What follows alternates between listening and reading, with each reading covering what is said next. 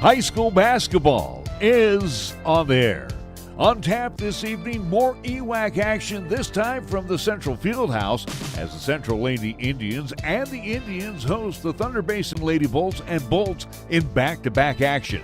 High school hoops on 1480 K-Rays being brought to you by our fine sports sponsors.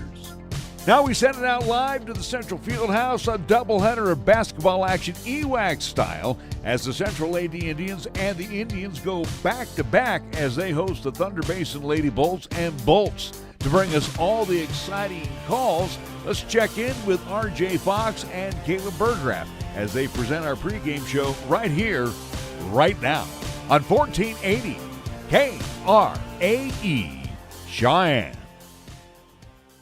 We are at the field house at Cheyenne Central High School as we get set. It is the Cheyenne Central Indians and Lady Indians hosting the Thunder Basin Bolts, the Lady Bolts, as we have ladies action up first. And the Lady Indians, what a crew they are.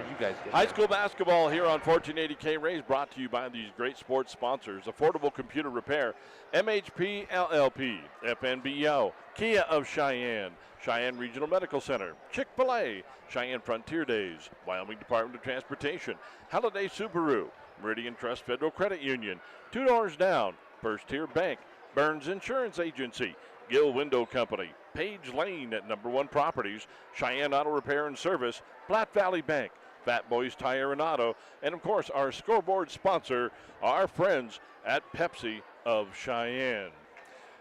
As we roll into this game, the Cheyenne Central Lady Indians come in with an overall record of 17-1. They are 8-0 in conference play. The Thunder Basin Lady Bolts 7-9 overall, 3-5 in conference play. And when it gets right down to it, Caleb, you're looking ahead as Zane Lindsay is starting to get focused. You got that regional tournament coming up. You got the Cheyenne Central Indians sitting in the catbird seat and a first round bye, which is huge. Oh, absolutely. That is, and that's the difference this year when it comes to the regional tournament. It kind of got stumbled upon us last week that's the big difference. The regional tournament is you don't got to worry about playing a second round team. You don't got to worry. I mean, you are in the state championship. You could maybe rest some folks going into the semifinal game. You could. I mean, there are so many possibilities that opens the door for you to do moving forward, because you know for a fact you're not going to be playing East until that regional championship game. But beyond that, you also know that, hey, even if we lose this game, it's seeding that we're playing for going into state, and we're still probably going to be on the opposite side of the bracket of East. Well, if you look at the standings, and if you look east-west all across 4A, Cheyenne Central is sitting on top. Cheyenne East, one game behind. The difference, the meeting at Story Gym a few weeks ago. So that's the difference between them. And then there's this big gap and everybody else. Yep. So you got Central, you got East, but you want that number one seed going into regional because you get the first round bye. That's an automatic pass to the state tournament. Absolutely. This is why these games matter so much more this year in the East than I think they ever have, because, and we were actually talking about with some other folks here at the gym, this is the way, in our opinion, it should be in Wyoming. It should be, yeah. Make those first round games matter. Make the opening round seeding matter. I hope this becomes an honest trend moving forward. Make the regular season matter. Because now that first round seeding, getting the number one seed, and I'm not saying it has to be a bye, but getting the number one seed, not being a 4 seed having to go against a 5, all of a sudden you have to play a 4 or a 5 seed. Like you might, the guys' side, we'll talk about that more once we get to halftime, once we get to kind of the pregame show for that one.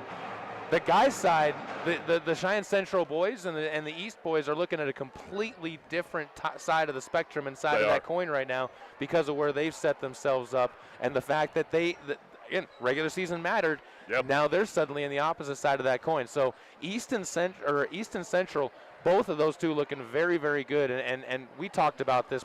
You and I were talking about this in January. This is 4 straight games against them, and you might as well predict it as the state championship game right now. It is something else. All right, I had a chance to catch up with Lady Indians head coach Zane Lindsay and talk to him about tonight's contest. We'll be back with that interview right after we take a 60-second timeout, a 60-second break. You're listening to and watching high school basketball on 1480 K-Ray. Since 1992, I've taken quite a few of the Proetti family vehicles to have them serviced at Cheyenne Auto Repair and Service. This is Larry Proetti from the Morning Pro Shop on KYOI-FM, inviting you to come to locally owned and operated Cheyenne Auto Repair and Service at 604 West Lincoln Way. I can tell you everything that needed to be serviced or fixed. John and his professional staff have been there to take care of those minor annoyances so they don't multiply into bigger problems. For example, regular oil changes, replacing a heating and air conditioning unit, shocks, windshield wipers, batteries, even replacing the bulbs in my headlights and my brake lights. But the most important feature at Cars is that John is a TechNet professional, which says he is one of the best and trusted in the country to do service on your vehicle. Open Monday through Friday. Stop by to 604 West Lincoln Way or call for an appointment at 632-0498. Cheyenne Auto Repair and Service.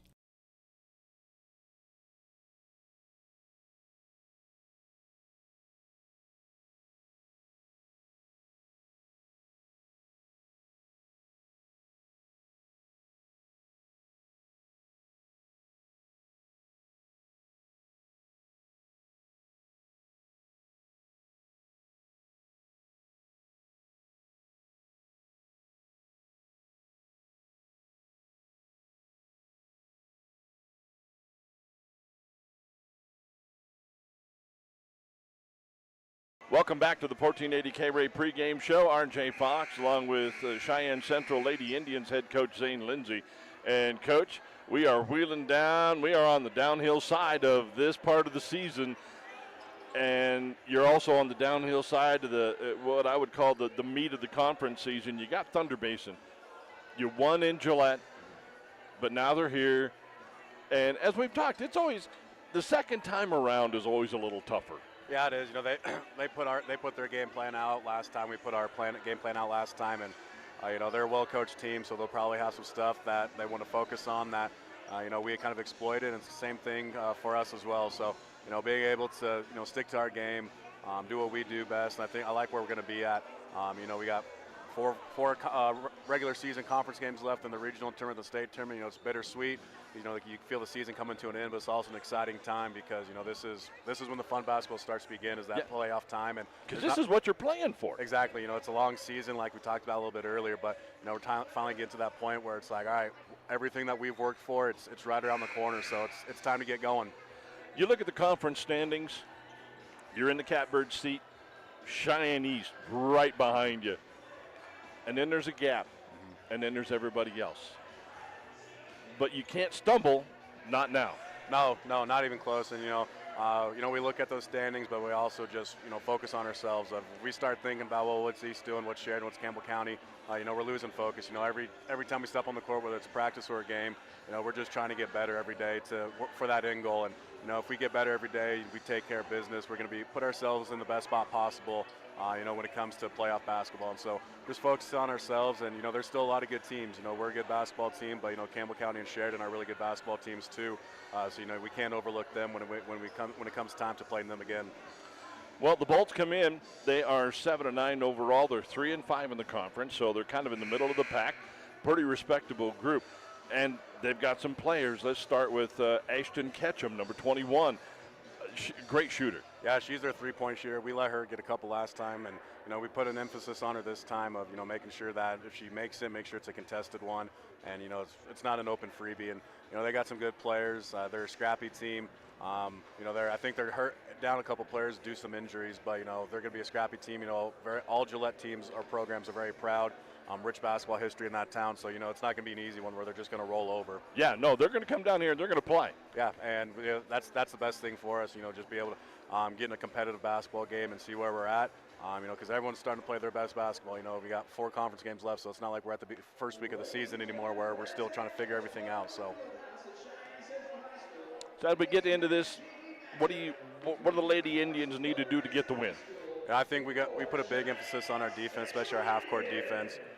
being able to limit them to one shot, not letting them get extra offensive rebounds and kicking out 4 threes or anything like that, and then taking care of the basketball in the offensive end and executing at a high level. We're able to get away with some passes against some teams, but as you start playing the East, the Sheridans, the Campbell Counties, some of those passes that are available aren't there anymore. So make sure that we're making clean, right decisions with the basketball and not giving them extra opportunities. That's just something I wanted to bring up. The last time we saw you guys, it was against Campbell County. The first half, the turnovers just killed you. Yeah, that was something that I got after them in the locker room about during halftime, and I think we turned the ball over 15 times in the first half. Didn't score very many points, and then we turned the ball over 5 times in the second half, and we were able to score a lot of points. So I was like, girls, it's simple. The math works, yeah, right? It's like if you don't turn the ball over, we score points. And last time I checked, you score more points than the other team, you're going to win a lot of basketball games. So you win the game. Yeah, exactly. So just reemphasizing that with them. All right. So the keys, it's defense, it's one and done. Put the biscuit in the basket. Yep, it's simple. It sounds a little cliche, but basketball's been around for a long time, and you talk to a lot of coaches, that's their game plan, a lot of games. That's it. Head coach Zane Lindsay of the Cheyenne Central Lady Indians as we get set for Thunder Basin and Cheyenne Central. We're back after a 60-second timeout. You're listening to and watching high school basketball on 1480 K-Ray. She shoots, she scores. It's nothing but net. For your family dinner tonight at Two Doors Down. Two Doors Down is perfect for the active family with an expanded menu featuring Cheyenne's favorite gourmet burgers served with bottomless fries to your favorite platters, pastas, pizzas, salads, a full kids menu, and much, much more. It's Two Doors Down. For a complete menu and specials, go to twodoorsdown.net. Two Doors Down, 118 East 17th Street. Flippin' great burgers since 2009.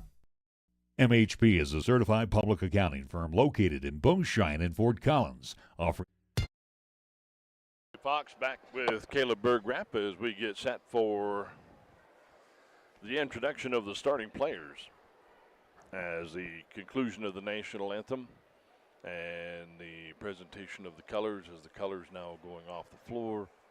That was a great rendition of the national anthem, by the way.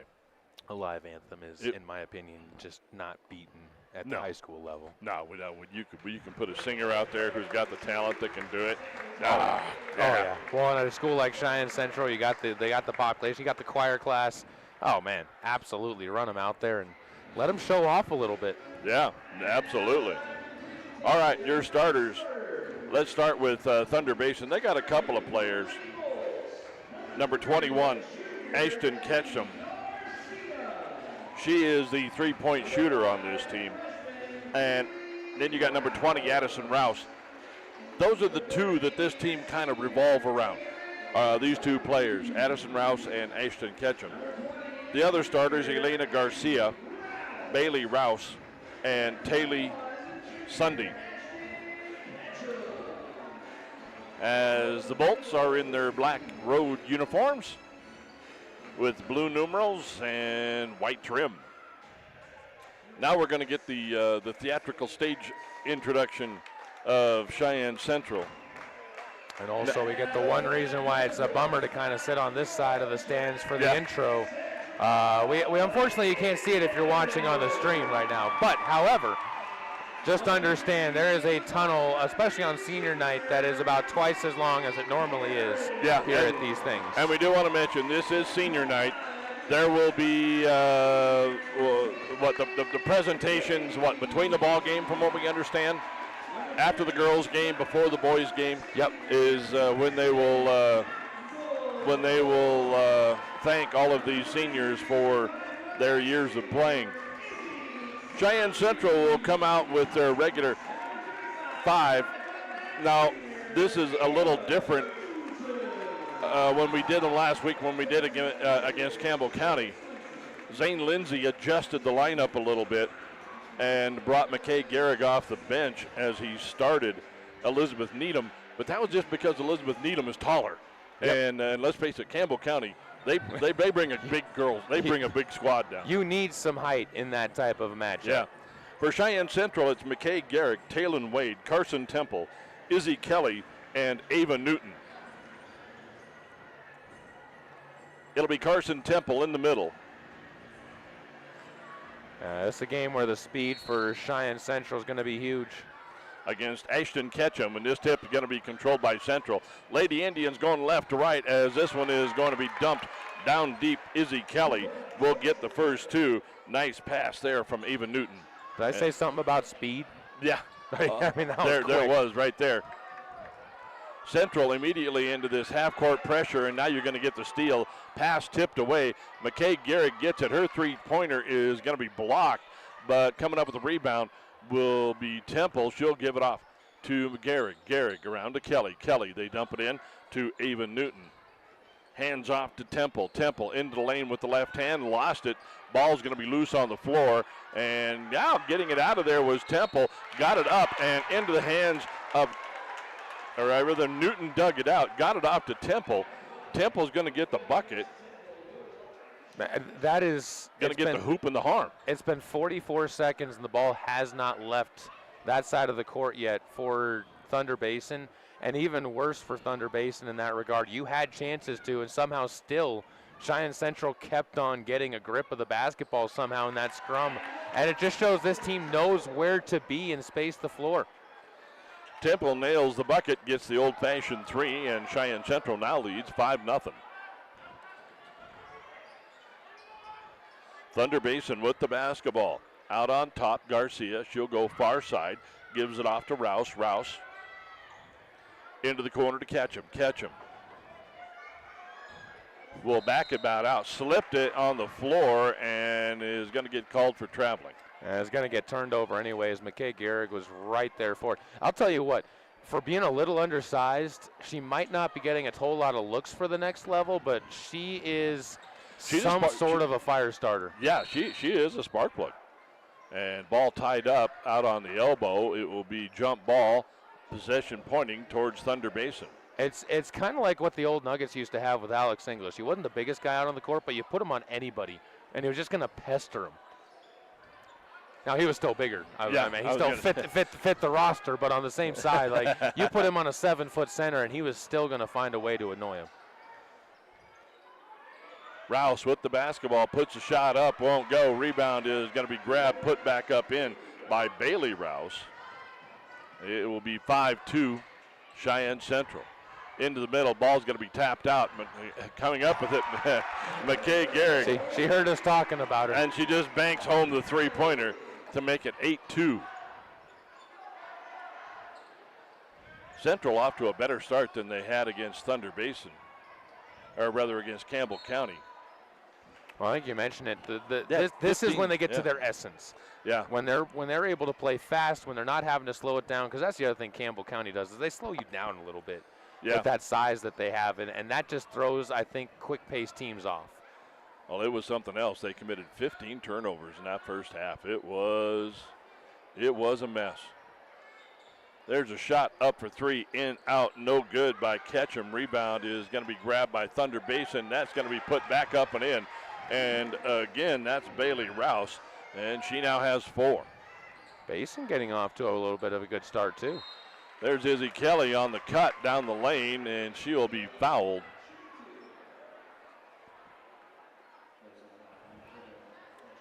That's going to go on Ashton Ketchum. Headed to the line for Cheyenne Central. Izzy Kelly, she'll get a pair. Nails the first one.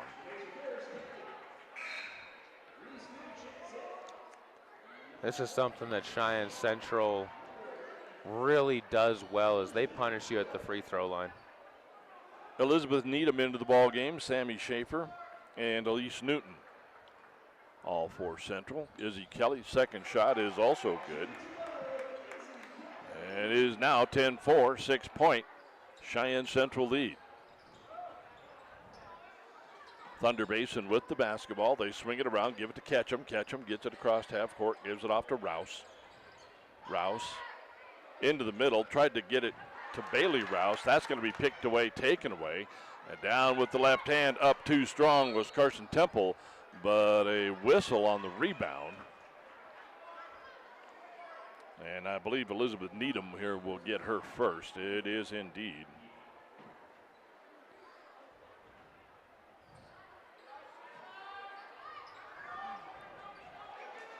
Cheyenne Central now with the pickoff at half court. That's Izzy Kelly into the lane, shot up, no good, and the rebound is going to be tied up, jump ball. Nice play there by Elise Newton. Yeah, this is just that full court press right now for the Cheyenne Central. It's been broken a couple of times, but man, they get so many arms in front of you. It's so tough to find a way through it.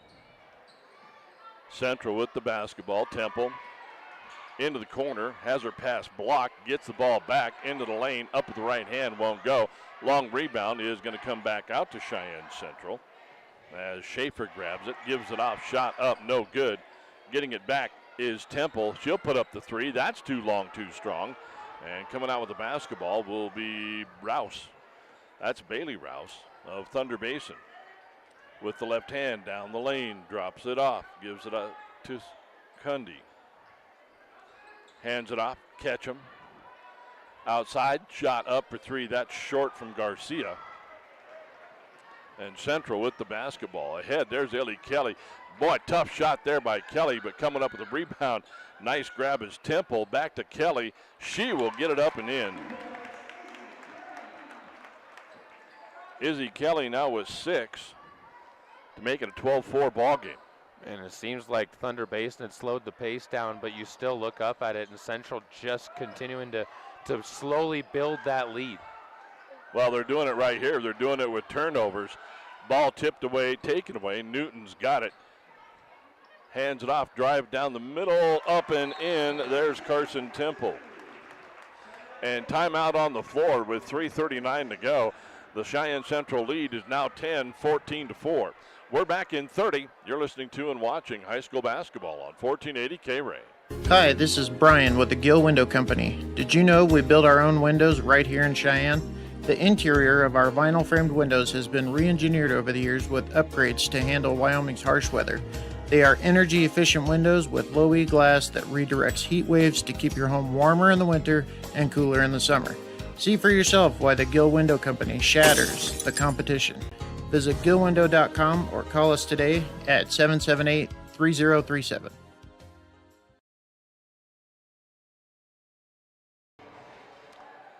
RJ Fox, Caleb Burgraff at the field house. 3:39 to go on the Pepsi scoreboard. And it's all Cheyenne Central, 14-4. Just realized during the guys' game, how many times do you think I'm going to screw up the scoreboard? Oh, yeah. It's going to be my first time with Pepsi. Yeah. Well, it took me a couple of tries. There's a drive down the lane, shot up, no good by Rouse. Rebounded out by Thunder Basin. Off to Ketchum. Ketchum, she's under the basket. A whistle before the shot. And Taylon Wade, I believe, will pick up her first. Hey, I'm going to get used to that name pretty soon. Yeah. She's headed out your way, isn't she? Absolutely, Yeah. she is. Not officially official yet, but the verbal is in, and the paperwork may or may not be on the way. Yeah. We are streaming this, by the way, on our YouTube channel, as that shot up way short by Ashton Ketchum. Coming out with the basketball is Central. Wade, top of the key to Newton. To Needham. Needham up with the right hand. Scoops it in. There's another one that I know that LCCC has really got their eyes on, is Needham. It's fun to see these girls. Some of them stay, you know. A junior with a ton of potential. Like we talked about, I mean, she is one of those that if it wasn't for how deep this Central team is, she'd be getting a lot more time. A lot more time. Absolutely. But as it is, as a junior, she's still finding her way and started against Campbell County. There's McKay Garrick, puts it up for three. That one will not go. Rebounded out by Thunder Basin. Here come the Bolts down in a hurry. That's Bailey Rouse. Rouse down into the corner. Lost control of it. Now got it back. Drops it in. There's up with the left hand. Taylor Cundy, and that is good. That was a good timeout taken by Thunder Basin. Kind of calmed the offense down, but. And Elizabeth Needham standing underneath the basket. That pass just over the defender. And Needham able to lay that one up and in. Make it 18-6. Lady Indians by 12. Shot up, no good. Rebound, Cheyenne Central. Here comes Garrick. Garrick with the right hand up off the glass, too hard. Starting to get into a bit of a foot race right now. I think Central, next time they come down, might run some offense, unless it's an easy fast break. Ketchup with the basketball on the far side. Dishes it off to Rouse. Rouse on the far side, on the wing, will drive, puts up the shot. Shot's blocked by Wade, and Wade comes up with a loose ball. Gives that one ahead to Gebhardt. Her shot is going to be blocked, and now we've got a whistle on the loose ball.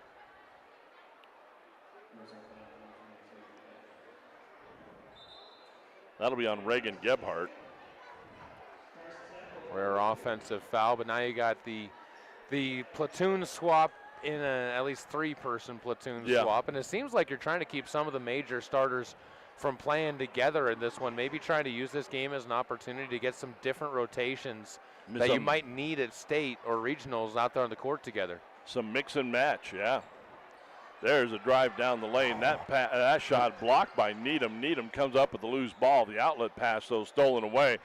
And inside to Gundy. Her shot is up and in to make it 18-8. Down at this side, again, there's Needham up high with the shot. Won't go. The putback, though, will fall. And that one is going to be good for Carson Temple. She showed off her physicality on that one. That was blocked from behind, still was able to muscle through it and get the ball to fall in. And again, that pass stolen away. Izzy Kelly, she'll line up the three, take the shot off the back of the iron, won't go. And it is going to be knocked out of bounds. Last touch by Central. 9.9 to go in the first quarter here on the Pepsi scoreboard. Just the difference in the amount of shots the two teams has taken is wild at this point in time. I think the shooting percentage for Thunder Basin probably is around 40% right now. They just haven't had as many. You've probably seen almost 20 shots or more from Cheyenne Central. And there's a shot partially blocked. Rouse took the shot, but getting up and getting a hand on that one was Talon Wade. So at the buzzer, after one quarter of play, at Cheyenne Central 20, Thunder Basin 8. We're back after a 30-second timeout. You're listening to and watching high school basketball on 1480 K-Ray. Chick-fil-A at Windmill and Delrange serves up breakfast, lunch, and dinner each Monday through Saturday. And at Chick-fil-A, they don't have to stray from their menu. They're proud of what they do all the time. Chicken. Check them out online at CheyenneChicken.com and have them cater your next event. Use the convenient drive-thrus. Come inside or use the Chick-fil-A app to do your next order. Chick-fil-A at Windmill and Delrange.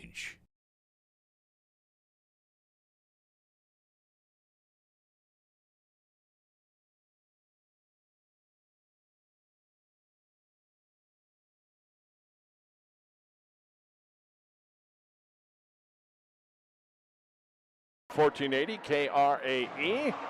And we'll give you pictures to go along with this great radio play-by-play call. Picture quality to be determined depending on how focused I stay. Yeah, I know you're off in Never Land. Hey, I got one of my coaches sitting up here next to me, so I gotta chat between breaks. You know what's fun is now that doing the games with you, because I see these people, but I don't know them, and now I get a chance to actually meet them, right? I try to share my friends. This pass is going to be picked off by Izzy Kelly, who shoots that one ahead to Carson Temple, who puts it in. Speaking of sharing with friends. Yeah, that was a pretty good run there. Makes it 22-8. Ooh, good shot. Tough fight inside there for Thunder Basin, and they were able to get the end one up. That's Bailey Roush with the basket. Really, really nice job of finishing through contact. And that's, I think, something to give Thunder Basin some credit right now. They have a couple of players on this roster that can make some impacts for it. It's just the depth is not there for this team this year. Missed the chance at the three-pointer, so rebound knocked out of bounds. Last touch by Thunder Basin. It will be Cheyenne Central basketball right in front of their own bench. They get it in to Wade. Wade going to kick this one out to Temple. Temple, top of the key. Down into the corner to Izzy Kelly, to Taylon Wade, and she is going to be tied up by Elena Garcia. Sneaky from the backside. You talk about what I talked with Gehrig for Cheyenne Central. That's really the kind of same role she played right there for Thunder Basin. Snuck in behind and got the pick, as there's Izzy Kelly is going to be bumped from behind. And speaking of Bailey Rouse, that'll be her first. Izzy kind of slammed on the speed brake. What does it Maverick said? Hit the brakes and they'll fly right by or fly right into me? Yeah, they went plaid. I like that one better. I thought I hit a home run with Maverick. You did. Just sit there and pull out the baseballs, and I'm like, dang, I'm behind now. Makes the first one. Made them both. 24-10, a 14-point lead for Cheyenne Central over Thunder Basin. Bolts trying to just get it across half court is a task as they get it ahead to Rouse. Rouse down into the corner. There's Addison Rouse and Bailey Rouse.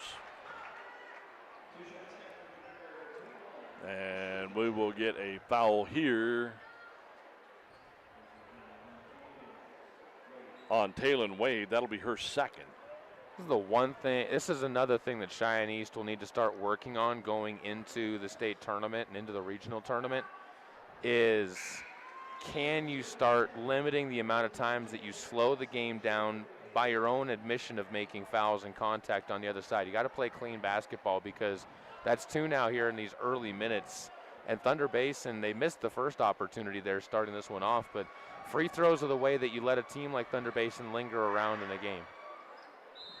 As Ketchum misses the second, and now you're going to get a lane violation by everybody, because Ashton Ketchum hesitated on the free throw.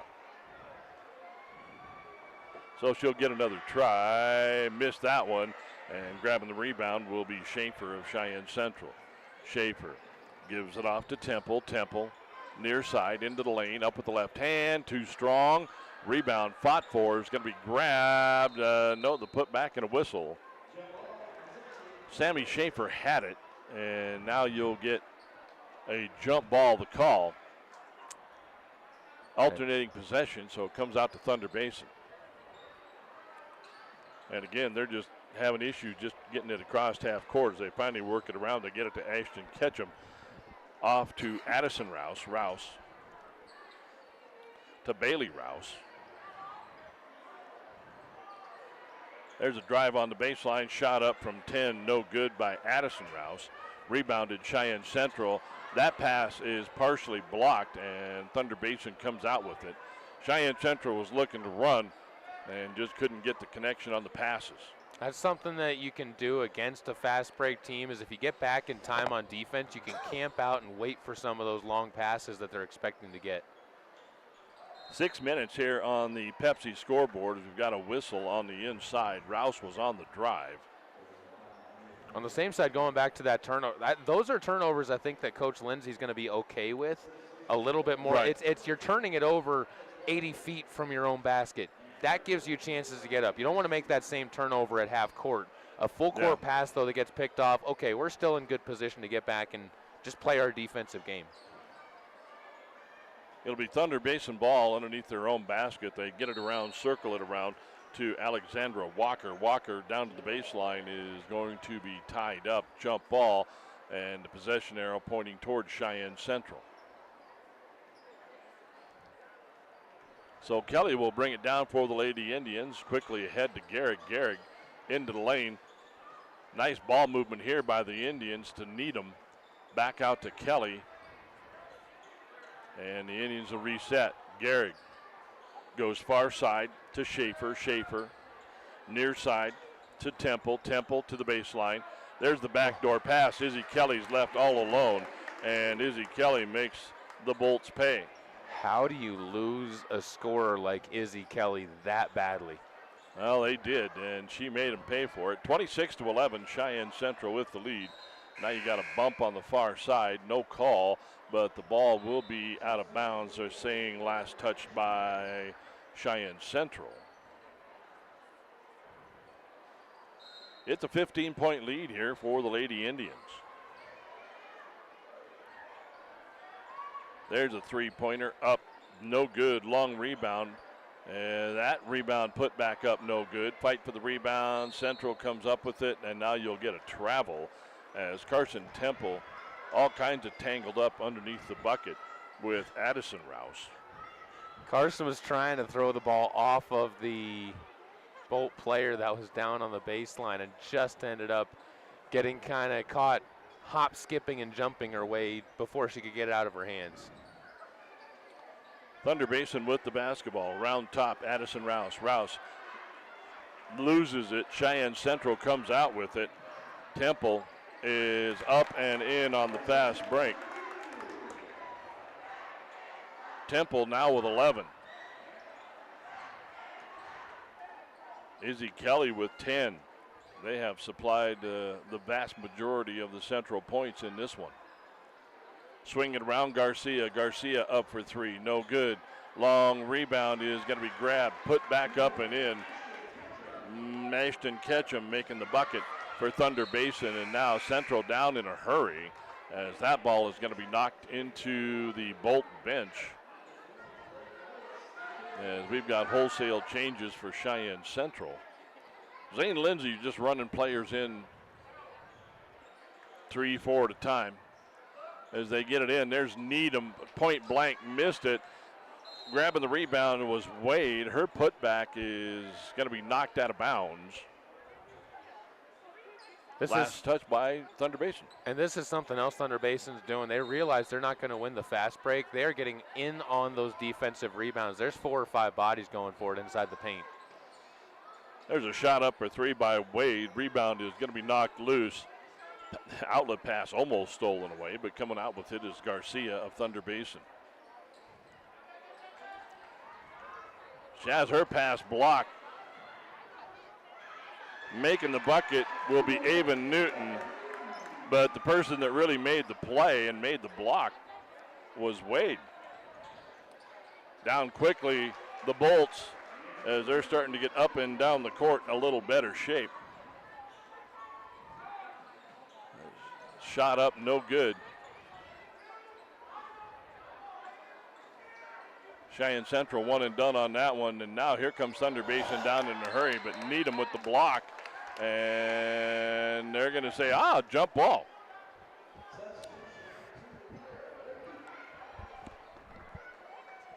So with the bucket was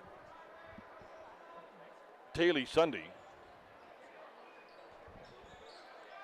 It'll be Bolt ball underneath their own end. That's Ketchum. And on the return pass intended for Brady is going to get nobody but the bleachers. 3:11 to go on the Pepsi scoreboard, 30-15. It is a 15-point Cheyenne Central lead as Wade, nice move on the inbounds play. Shot up, no good. Getting the rebound, putting it back up and in is Reagan Gebhardt. Her first points of the ball game. And now Thunder Basin working just to get it across half court. They finally do. As they got it worked down, Taylor Sunday is going to get another easy bucket as they break the Central press. Might take the press off pretty soon if you're Central. Yeah. I mean, it's like a 2-2-1. Or even if you don't break it off, maybe change the press up from like a 2-2-1 to maybe a 1-1-2-1 or something like that, or more of a diamond press instead of this box and having one person back. Yeah, because they're leaving Elizabeth Needham at the very back end. And she's suddenly getting stuck 2-on-1, and Thunder Basin's been able to take advantage of that the last, 3 of their last 4 or 5 trips. So now back into the ball game will be Izzy Kelly, Gehrig, and that is Elise Newton, along with Ava Newton and Taylon Wade for Cheyenne Central. It'll be Lady Indian basketball right in front of, we're all waiting to see what, there we go. Now it will be Central basketball as they get it into Wade. Wade out by the loop. Nice pass by Kelly. Kelly just waits for the traffic to fly by and gets a very easy 2. 34-17. And this pass intended for someone, but now you're going to get an over and back. Ava Newton knew it. She was on one side of the center court line. Taylon Wade was on the other side. And, yeah. So with 1:58 to go here in the half.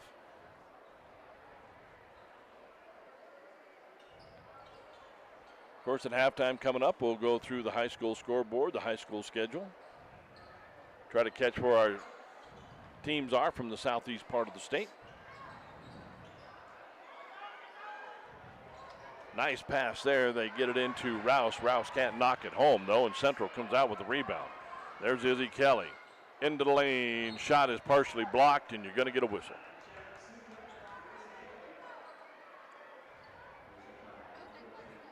That will be on Taylor Sunday, her first. Headed to the line for Cheyenne Central is Izzy Kelly. Kelly already with a dozen, now make 13.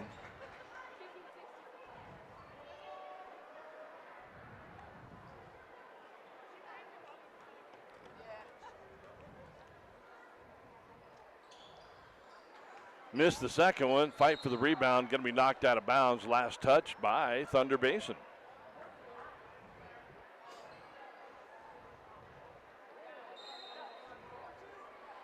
So side out down at the central end. They get it in to Newton. Swings it around to Gehrig. To Wade. Cross court to Newton. Looking inside. Nothing there. To Gehrig. Gehrig lost control of it. Ball's loose on the floor. You're going to get a jump ball. Possession arrow pointing toward Cheyenne Central.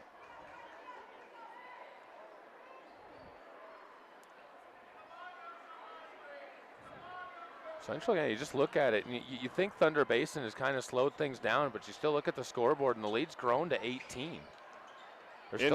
Into Wade, she'll spin, turn, up, off the glass, and good. Make it 20 now. I mean, it's just so methodical that this Central team makes teams just slowly lose hope in coming back.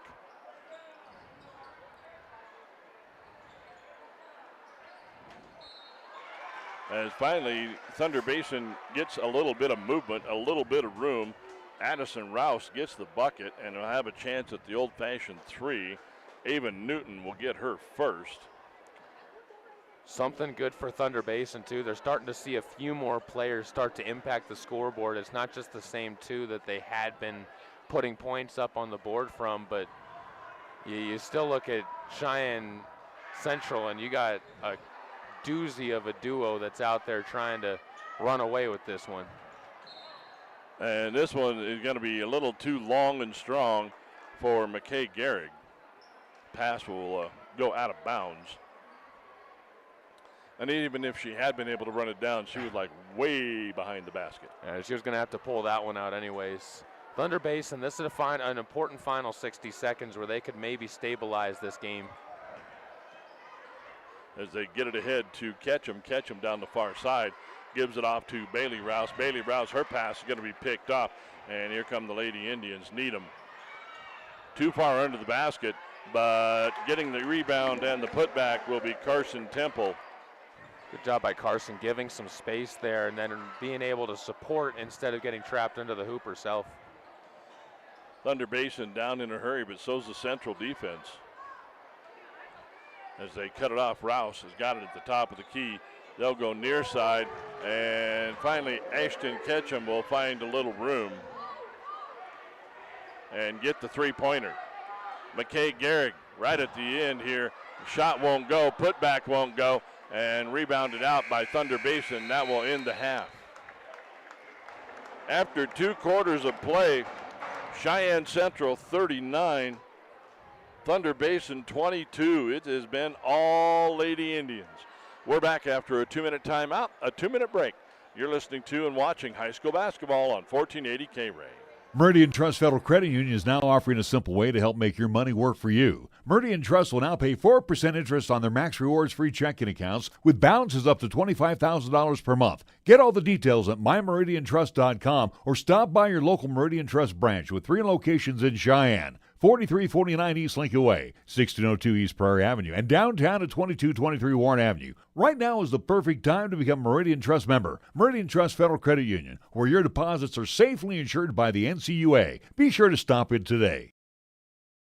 Overnight stays, weekend getaways, or last-minute vacations. However you choose to get away, earn double rewards on your travel purchases with your Platte Valley Bank Rewards credit card. Earning is twice as nice on hotels, airlines, car rentals, and more, now through December 31st. As always, earn 1 point per dollar spent on everything else, plus no annual fee. Apply now at pvbank.com and start earning double today. Platte Valley Bank, member FDIC. Subject to credit approval, certain restrictions apply. Special offer only valid on consumer rewards credit card. Page Lane at Number One Properties is a tremendous supporter of our local student athletes and extends sincere best wishes during the season to our local and county high schools. Page is extremely proud to be a member of our great community. So when buying or selling your property, the one name people have trusted through the years to take care of your personal needs and desires for your home is Page Lane at Number One Properties, including making sure that all I's are dotted and T's are crossed. And most importantly, Page is thankful for your referrals too. Talk with Page Lane today at Number One Properties. Wyoming owned and operated since 1971, Burns Insurance is Wyoming's right choice for your insurance needs. Burns Insurance is a trusted choice, full-service, independent insurance agency offering a full range of commercial, agricultural, and personal insurance products through many national and regional carriers. Let our friendly, experienced agents help you find the right product at the right price for your asset protection. Buy the policy, get the agent at Burns Insurance, your right choice. Find Burns Insurance on Facebook or at burnsia.com. R.J. Fox, Caleb Bergrapp back at the field house at Cheyenne Central High School, where this first half of action has been all Cheyenne Central as they put up 20 in the first quarter, put up 19 in the second, and lead 39-22 here at the break. Scoring, let's look at Thunder Basin. Only 4 players so far in the book. Bailey Rouse with 6.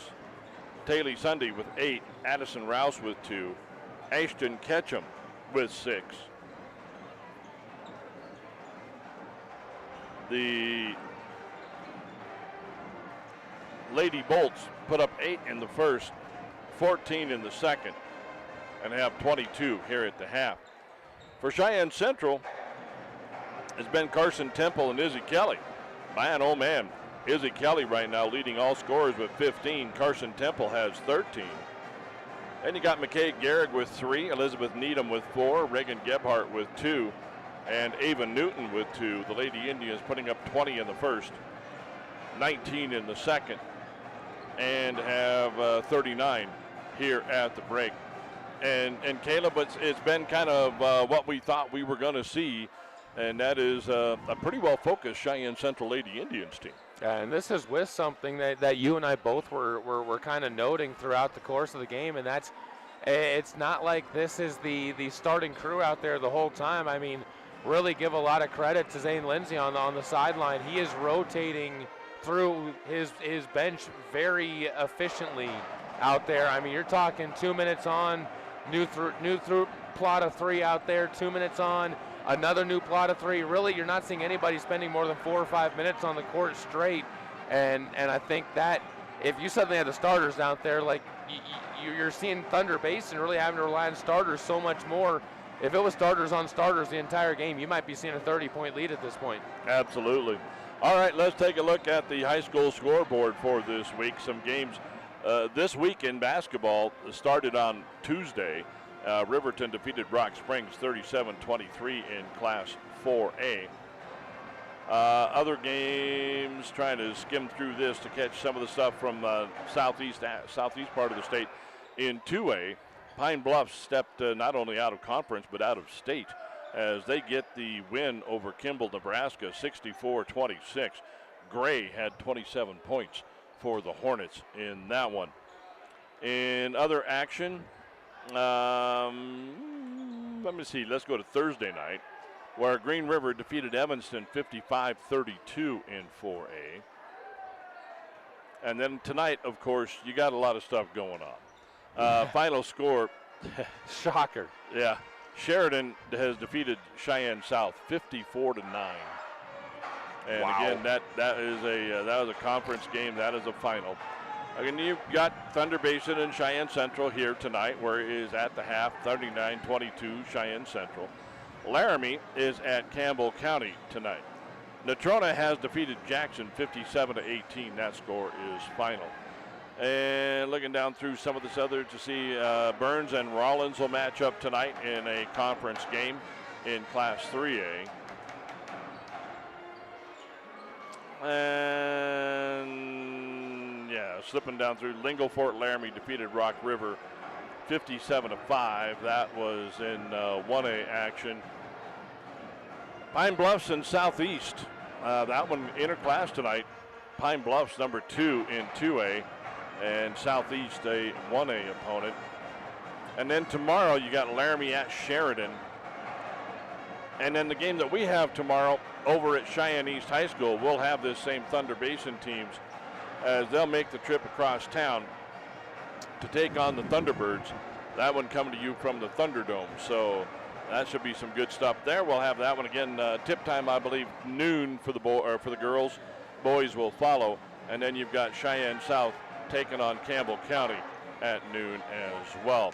All right, that does it for our scoreboard as we get set for the second half of action. Again, it is 39-22, Cheyenne Central with the lead.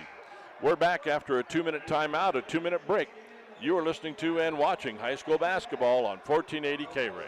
At First Tier Bank, we strive to keep it simple. We offer great rates on a variety of CDs, and we don't make you open other accounts, or be a new customer, or use your debit card 12 times a month, or have a direct deposit to get them. We leave that nonsense to the new big green bank in town, or some colorful credit union. At First Tier, we simply invite you to come on in and call either of our 2 Cheyenne locations and get a great rate on a CD that fits your needs. Simple, the way it should be. First Tier Bank, 1508 Stillwater Avenue, or 18th and Cary in downtown Cheyenne. Member FDIC.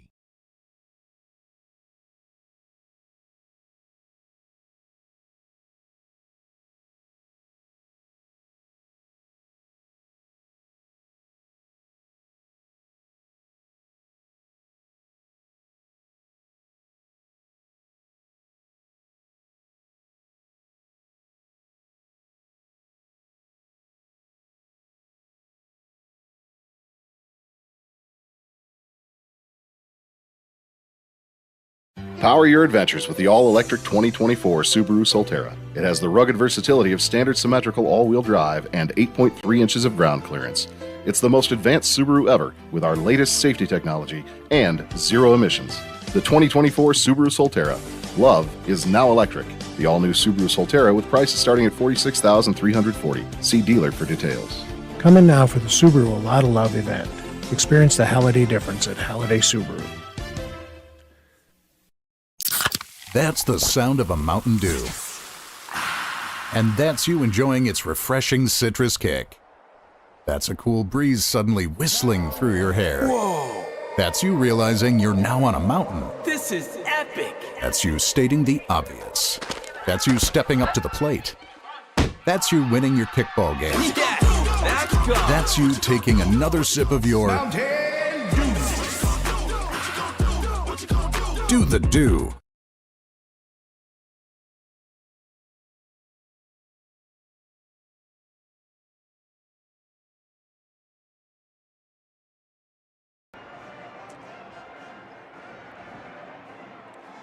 R.J. Fox, Caleb Berggraf back at the field house for Cheyenne Central and Thunder Basin. 39-22 is your score. Thunder Basin comes out with their starters. Elena Garcia, Bailey Rouse, Taylor Sunday, Addison Rouse, and Ashton Ketchum. For Cheyenne Central, it'll be McKay Garrick, Talon Wade, Carson Temple, Izzy Kelly, and Ava Newton. Interesting strategy by Thunder Basin, too. They were out on the court. You mentioned it. They were already waiting with their starters out on the court to try and send that message of, hey, we're ready for you. It'll be Thunder Basin basketball as they're in their black uniforms again, going left to right across your K-Ray radio dial. Tried to dump the pass down into Bailey Rouse as she was cutting down the lane. That one's going to be off her hands, out of bounds. Last touch by Thunder Basin. And now some full court pressure from Thunder Basin and a man-to-man. Central gets it across half court, gets it off to Garrick. Garrick down into the corner to Wade. Wade on the near side on the elbow, back to the top of the key to Temple, back to Garrick. Nice inside cut to Izzy Kelly, is going to be bumped on her way to the basket. So picking up her second will be Bailey Rouse. That was really set up by that cut by Kelly as she put herself in position to earn that contact. Kelly already with 15, now make it 16.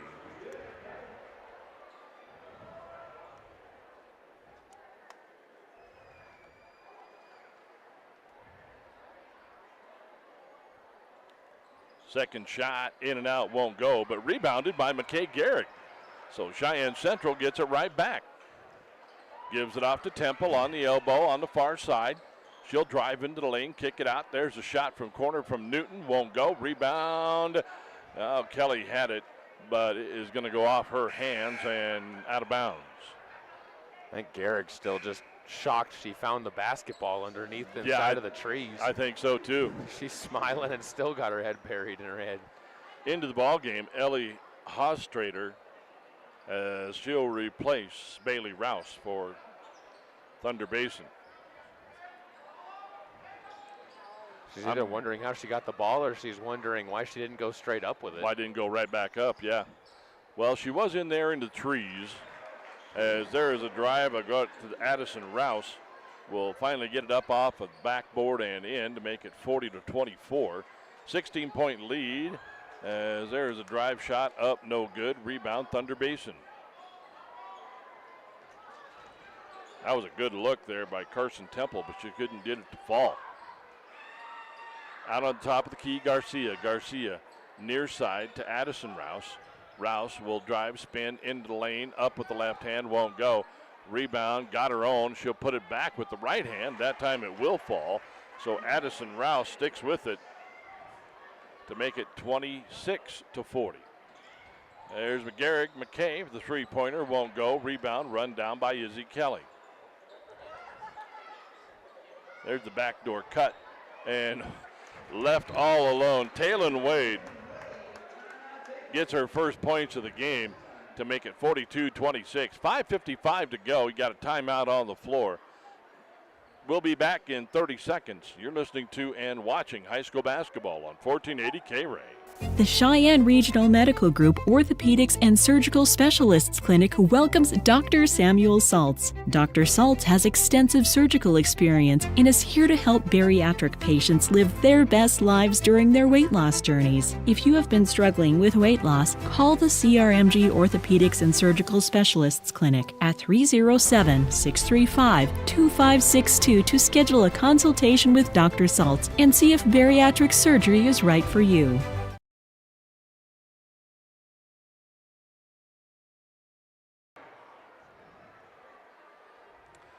R.J. Fox, Caleb Burgraff back to the field house where it is 42-26. And you were mentioning, and I looked down and I was wondering, but you were right, Caleb. We have a fairly large contingent from Cheyenne East just to our right. They have the night off, so both guys and girls teams have shown up here and taken some notes. I'm sure the coaching staff's probably said, "Hey, if you got time, sure. Our next opponent and our season-ending opponent, both games are going to have some pretty good weight on them too for East. By the way, they're playing tonight. Yep. At the line and making her first free throw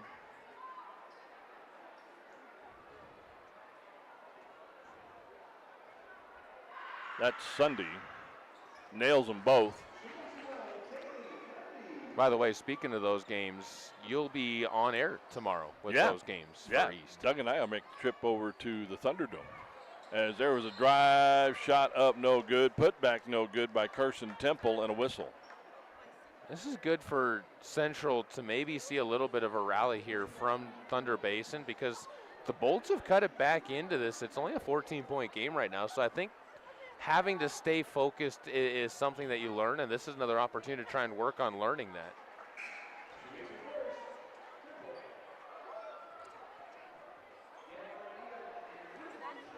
You can stand that up. Okay. At the line for Cheyenne Central is Zane Lindsay again. Multiple substitutions. Carson Temple. Made them both? Made them both. This gym's starting to really fill up right now, too. It is. Anticipation of that guys' game. Yeah, well, South game's over, so this is like the only game in town. And now you'll get an offensive foul, or they get as a carry. It is a turnover in any event. It'll be Central's ball right in front of the Central bench.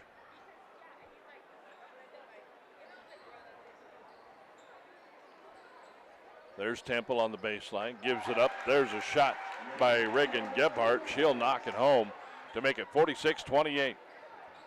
18-point lead for Cheyenne Central. Again, working against that full court pressure. Ostreider down the near side will travel.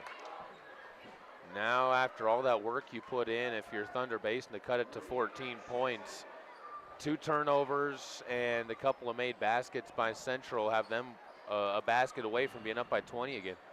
And you're right, again, down by 20. As Temple with it on the far side on the elbow. Cross courts this one to Kelly. Kelly almost lost it, scoops it, saves it, and it is going to be over everybody's head off into the Central bench. They're going to say last touch by Thunder Basin. Back into the ball game will be Ashton Ketchum. She'll replace Bailey Rouse for Thunder Basin. Elise Newton hands it off to Carson Temple. Temple near side, goes far side to Kelly. Kelly in the corner, swings it around, drops it for Gebhardt. Gebhardt, she'll crank up the 3 and she'll make it.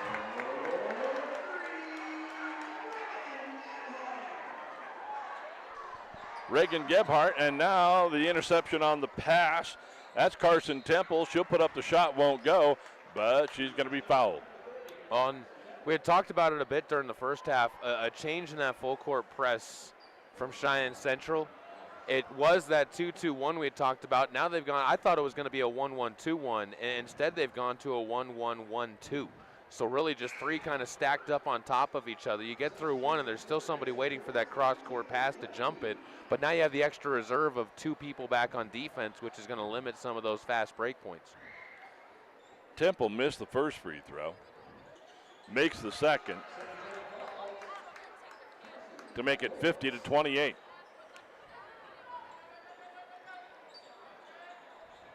Thunder Basin basketball. The Bolts just trying to get it across half court, and now you're going to get a timeout. Probably a good thing because they were about ready to get the 10-second call. 4:06 to go here in the third. 50-28 is your score. We're back in 30 seconds. You're listening to and watching high school basketball on 1480 K-Ray. Being game day ready means bringing the die-hard passion. All in, all the time. And now you can show your Cowboys pride everywhere you go with the Cowboys Visa debit card. Free with FMBO free checking. Gear up, game on, and give it up for the Pokes every time you pay. The Cowboys Visa debit card, only at FMBO, the bank of the Cowboys. Bring it. Get yours today at fmbo.com/Cowboys. Member FDIC.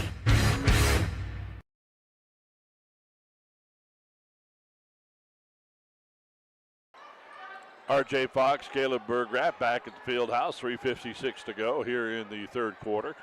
Thunder Basin basketball Ketchum's got it on the near side, comes to Garcia. Garcia looking for some help, looking for a cutter. Finally dishes it out to Sunday.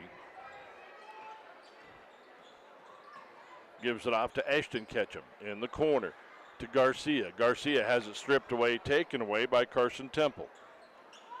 Temple ahead quickly to Needham. Gives it off to Gebhardt. Down into the corner to Elise Newton. To Gebhardt. Gebhardt swings it around. There's Temple. Drive baseline. Reverse layup. Left it short. Ball's knocked out of bounds. Last touched by Thunder Basin. And more mass substitutions for the Lady Indians.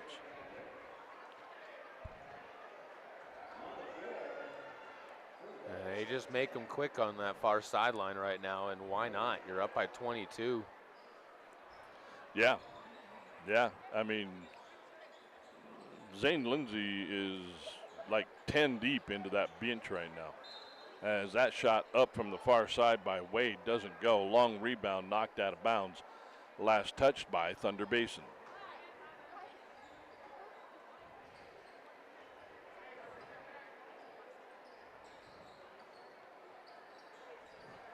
Finally get it into Needham. Needham in the corner.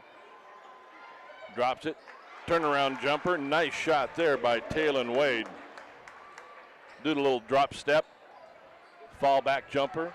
Now the pass stolen by McKay Garrick. Garrick into the middle. There's a shot by Newton. Lost control of it. Needham will run it down. Back to McKay Garrick. She'll put up the three. That's off the side of the iron. No good. Long rebound. Garrick gets it back. Swings it around to Schaefer. Schaefer, she'll put it up for three. That won't go. And long rebound again. Now will be gathered up by Thunder Basin. There's the drive. The attempted layup won't go. And big bump there under the basket. As you will get Bailey Rouse with number 3.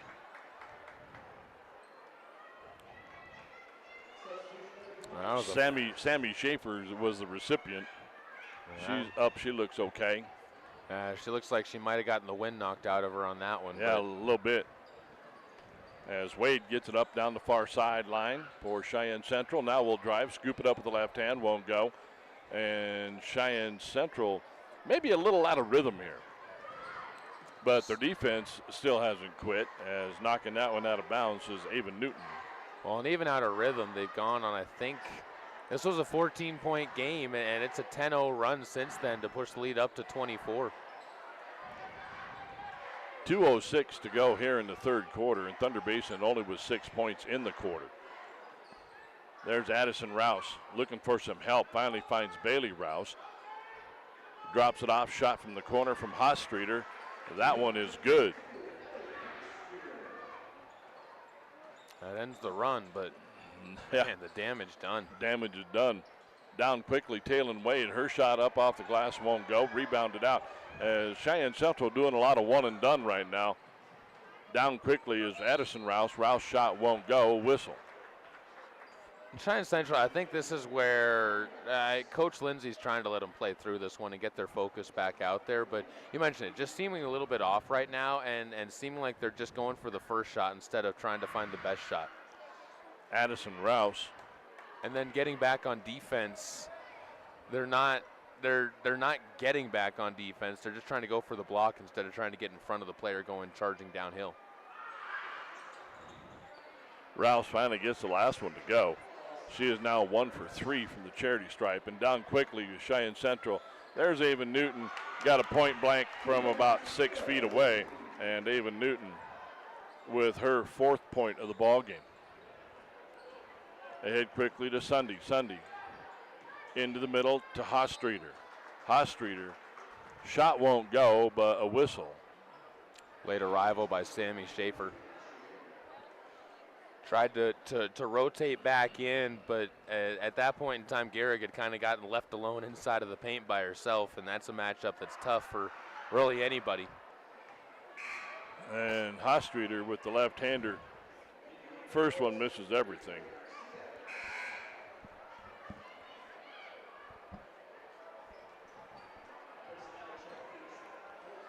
Again, more mass substitutions for Cheyenne Central.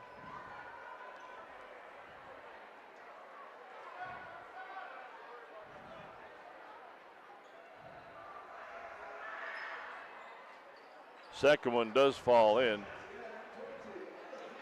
54-32. Cheyenne Central down in a hurry. What a nice pass. Reagan Gebhardt hitting Carson Temple, and Temple gets the 2. She's got 18. Rouse on the far side, drives up with the left hand, won't go. There's the putback, no good. Rebounded again, Thunder Basin, shot up, no good, blocked.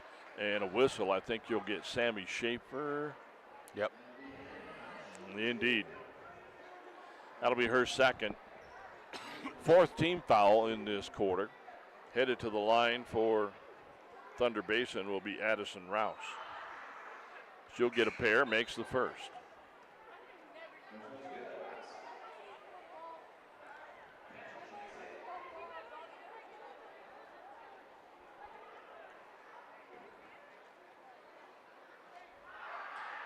Second shot off the back of the iron, no good. Rebounded out by Schaefer. And here comes Central again in a hurry. There's stop, pop for 3. That one won't go. Rebound fought for underneath, and I think Sammy Schaefer is going to get number 3. No, they got this one. No, Reagan Gebhardt. Wow. Will get her second. Trying to make something happen right now, but double bonus the rest of the way, and that's going to be free throws going back the other side, I think. Yeah. I don't think that was offensive. I think that was or was it an offensive foul? Yeah, that was a loose ball foul, so that should be free throws. Officials are talking it over right now. And yeah, we'll walk down to the other end, shoot some free throws. So don't forget, coming up tomorrow, 12 noon, the tip-off of the girls' game, 1:30 for the boys. That's scheduled, but of course you've got JV action ahead of that. So we're just going to say in the vicinity of. First shot is up and good. Elena Garcia gets her first points of the ball game.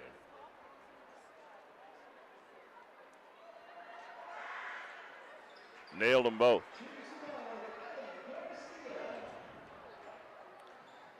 Makes it 56-35.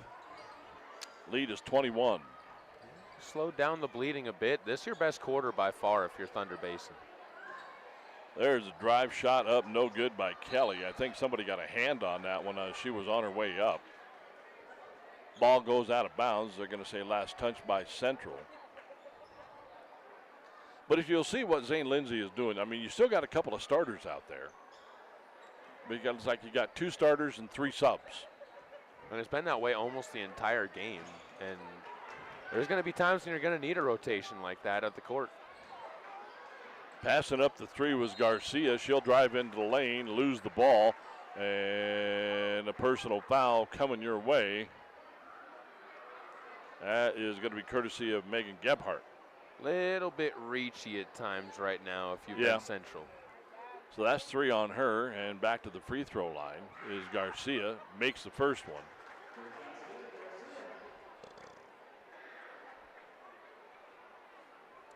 Got one more to go.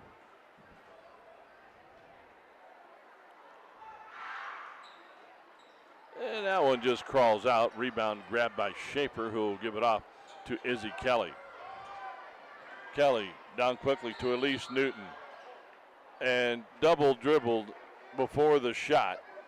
There was 1.3 left on the Pepsi scoreboard.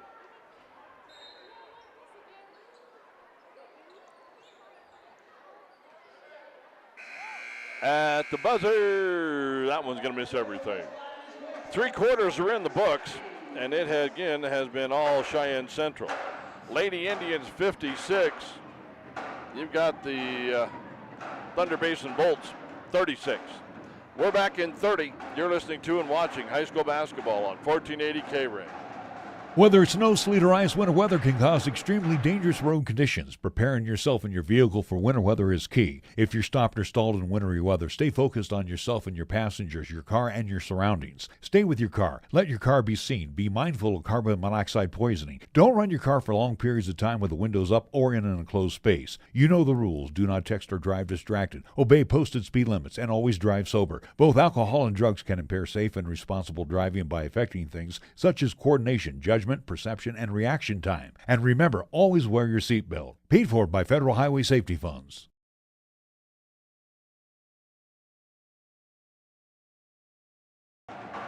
In this ball game, Cheyenne Central, the Lady Indians, have outscored Thunder Basin in every quarter. 20-8 in the first, 19-14 in the second, and 17-14 in the third.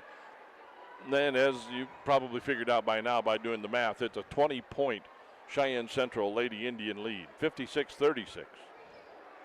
Well, and I'll tell you this, if you're Cheyenne Central, this is where you want to put your foot down to close this one out in the fourth quarter and try and say, okay, we've let Thunder Basin get a little bit more confidence every single quarter after this one. Let's push this lead up to 30 before we really start letting off of the gas. And there you go. There's a great backdoor cut as the Thunder Basin defense lost track of Ava Newton, and she will make them pay for it.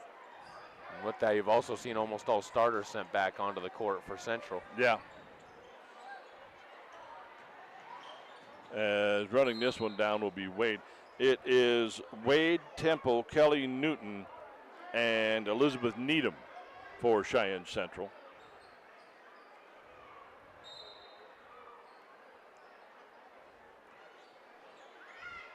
For Thunder Basin, into the middle to Sunday. She'll dish it out. Three-pointer up, no good by Ketchum. Rebound is grabbed by and put back. That'll finally fall in by Bailey Rouse.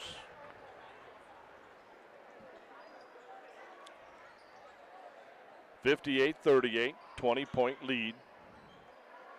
And Ava Newton again left all alone. Fight for the rebound. Carson Temple had it. She's knocked out of bounds and a whistle. I believe Addison Rouse, will pick up her third.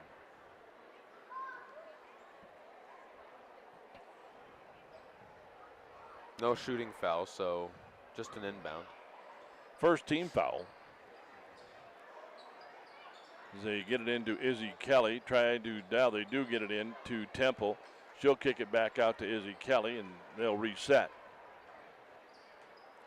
Kelly goes far side, dishes it off to Temple. Temple on the elbow, inside to Wade. Wade has her shot blocked by Rouse, but a whistle.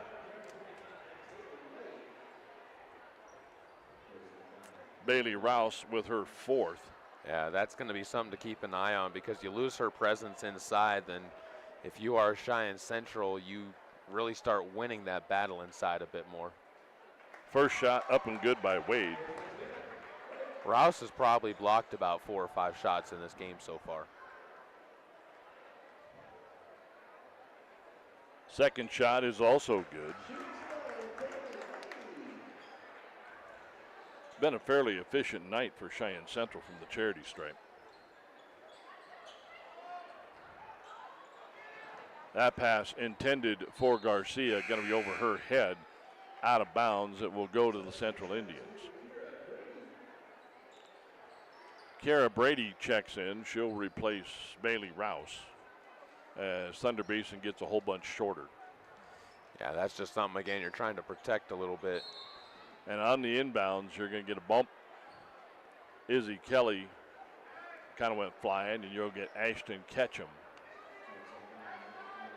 Her second, team's third. I would think the last thing you want to do is send Central to the line for a majority of this quarter. There's the long pass, completed to Izzy Kelly.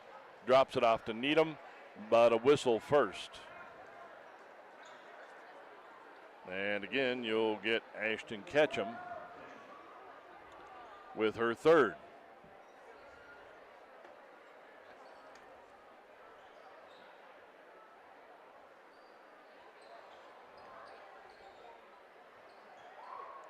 Into the lane, shot up, no good by Carson Temple, rimmed out.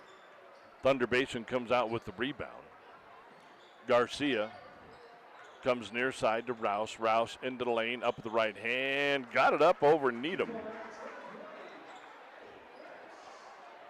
So Addison Rouse now with 10. And Cheyenne Central down in a hurry. Taylor Wade cutting down the lane. Nobody picked her up. She'll get the easy bucket. Wade on her way to possibly becoming the third player for Central with double-digit points. Double digits, yeah. This is the big difference in the game right now, though. You look at it, the two double-digit scores for Central, 18 and 16. The two double-digit scores for Thunder Basin, 10 and 10. It is a 22-point lead differential, 62-40. There's a drive up shot, no good by Addison Rouse, but a whistle. And I believe her and Reagan Gebhardt will pick up her fourth. At the line, Addison Rouse makes the first one.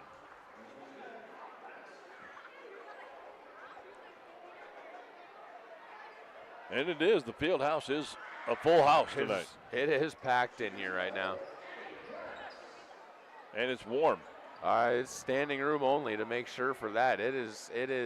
The fire marshal's probably sitting there just closing his eyes saying, I don't want to think about it. Don't want to think about it. Don't want to think about it. McKay Garrick trying to dish that one off to Elise Newton, committed the double dribble. That'll give the ball back to the Bolts. I will say the student section has kind of thinned out, so I don't know if they're just planning something for senior night.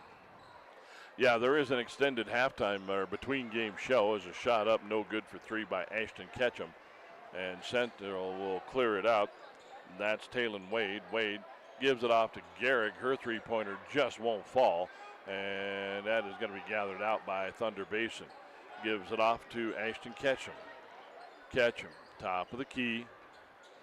Now comes near side the elbow, reverses to Addison Rouse. Rouse will drive down the lane, up with the right hand, left it short.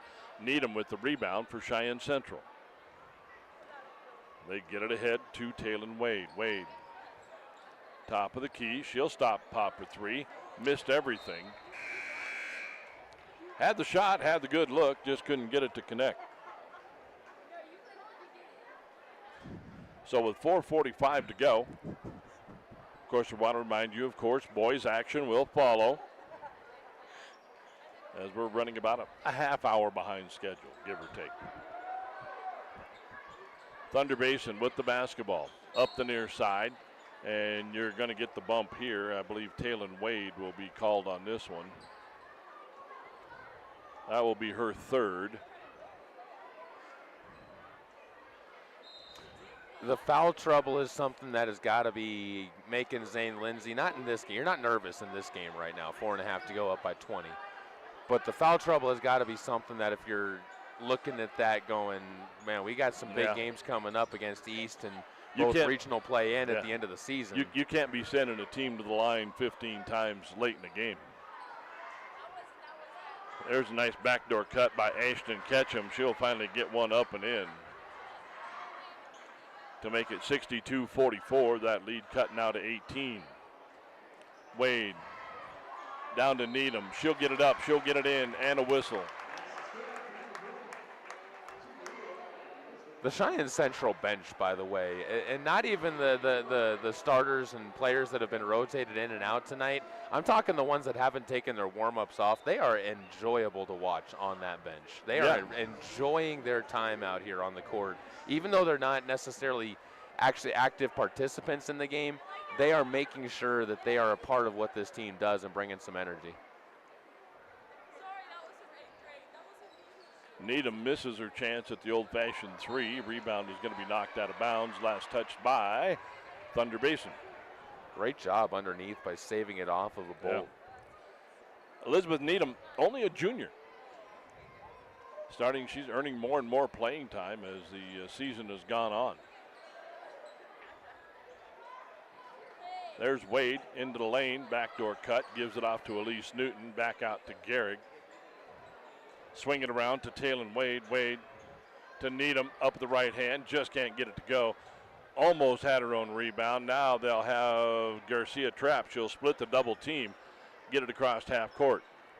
Got it ahead to Ketchum. Ketchum.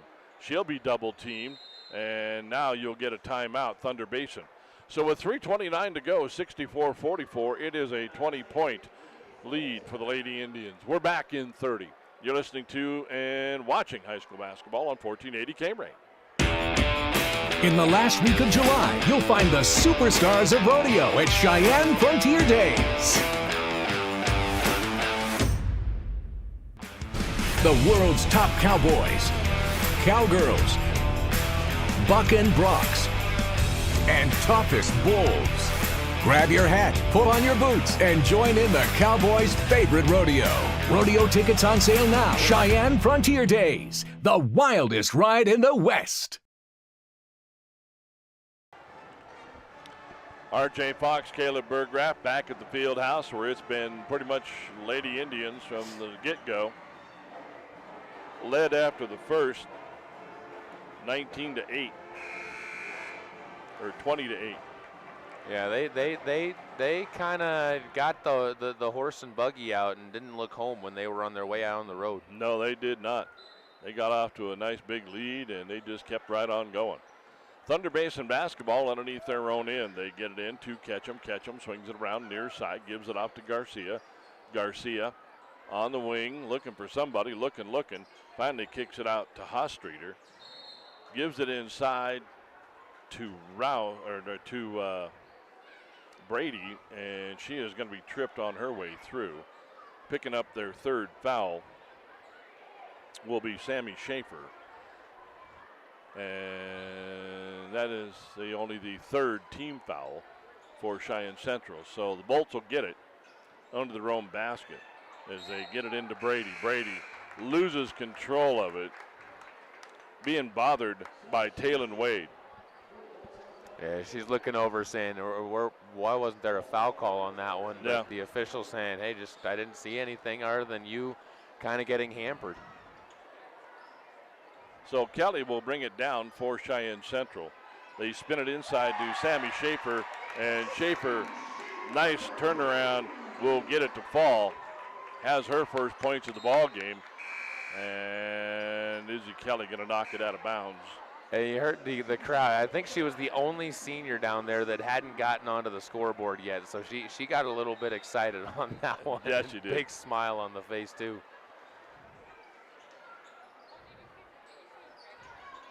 It's always good on senior night to make sure every senior gets an opportunity to crack in. Got to score. There's a nice backdoor pass. They got Rouse loose down low. Well, especially when you got the game in hand like this. That's the other thing. And if you're Cheyenne Central, and there is actually still one player who has not cracked the scoreboard yet, I apologize. That's Elise Newton. First shot up and good by Rouse. Actually, two then. There's just subbing onto the court is 15, or did Newton switch numbers on me? Elise Newton is 15. Oh, okay. Ava Newton's the one I was thinking of. Ava Newton is 35. And now you'll get jump ball on the rebound, possession arrow pointing towards Thunder Basin. So Elise Newton, that would be Ava Newton's twin sister. Mm-hmm. How much do you want to say for the next 240 they're going to be feeding the ball to her quite regularly? Probably, yeah. They get it around to Brady. Brady will travel.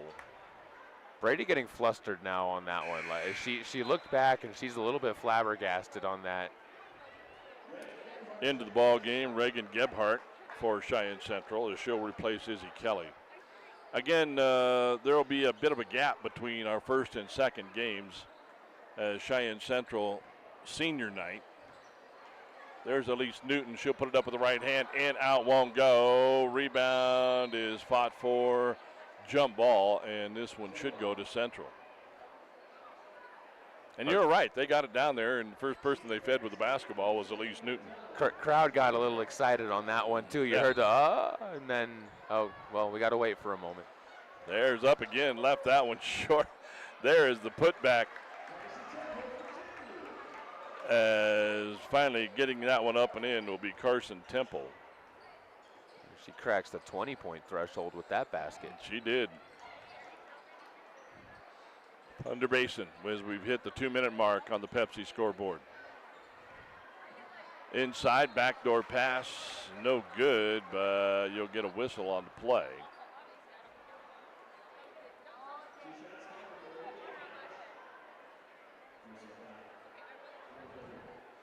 Carson Temple gets her second. Headed to the line.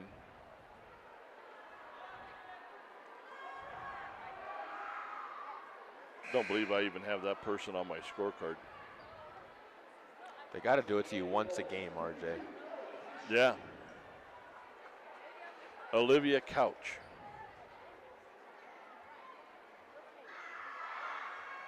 First shot is good. Second shot is good.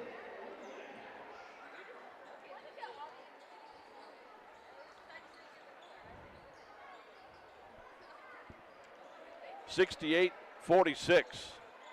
Shot up for three, in, out, no good. And rebounded out by Thunder Basin. And coming down the near side with the ball was Thunder Basin. That was Brady.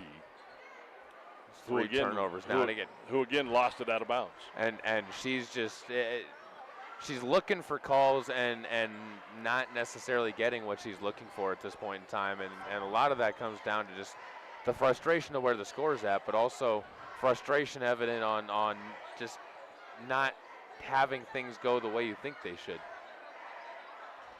Cheyenne Central trying their best to get Elise Newton into the scorebook, because there are 5 more subs, and now you're going to get a foul as Newton cut into the lane. So she'll get her chance from the free throw line. This was going to be 2 no matter what, double bonus or at the free throw line. With the foul will be Brady. She earned that one too. That was right into the chest. Yeah. So 2 big free throws here for Elise Newton. No. Ref, first one rimmed out.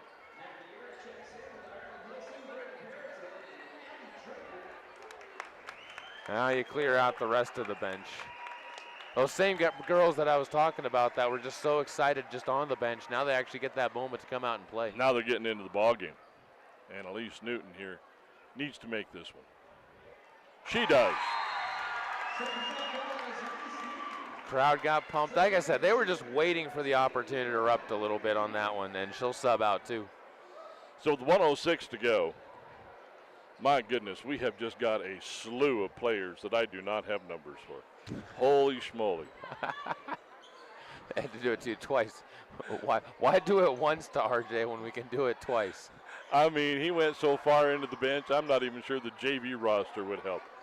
My goodness, Zane Lindsay. There is a jump ball. It will be Thunder Basin basketball with 46 seconds to go.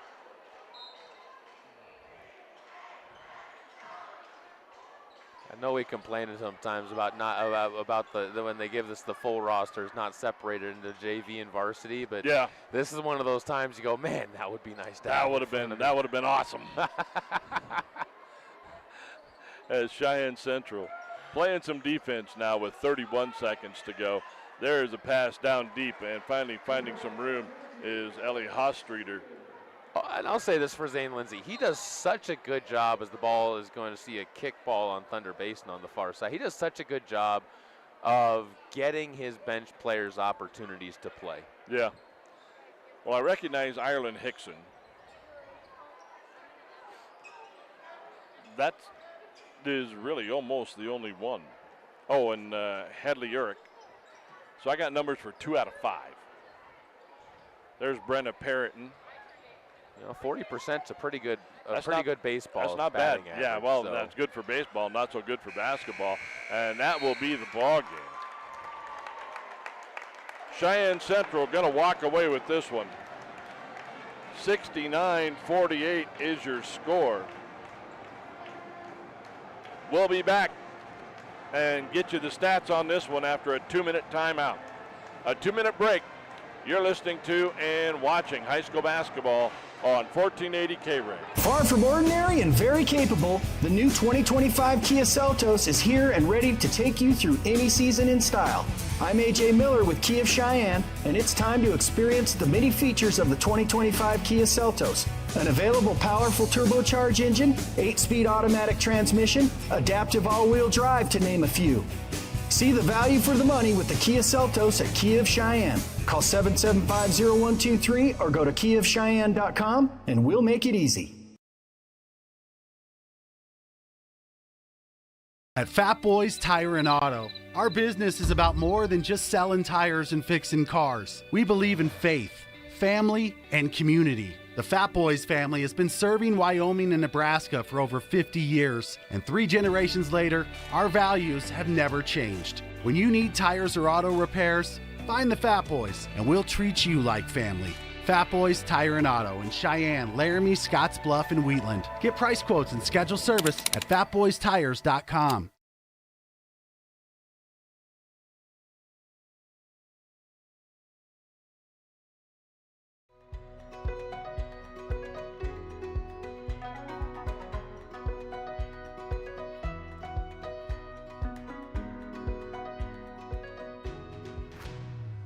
From your head to your toes, we're here to keep you moving.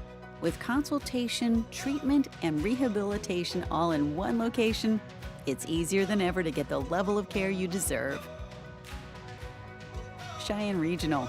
We inspire great health.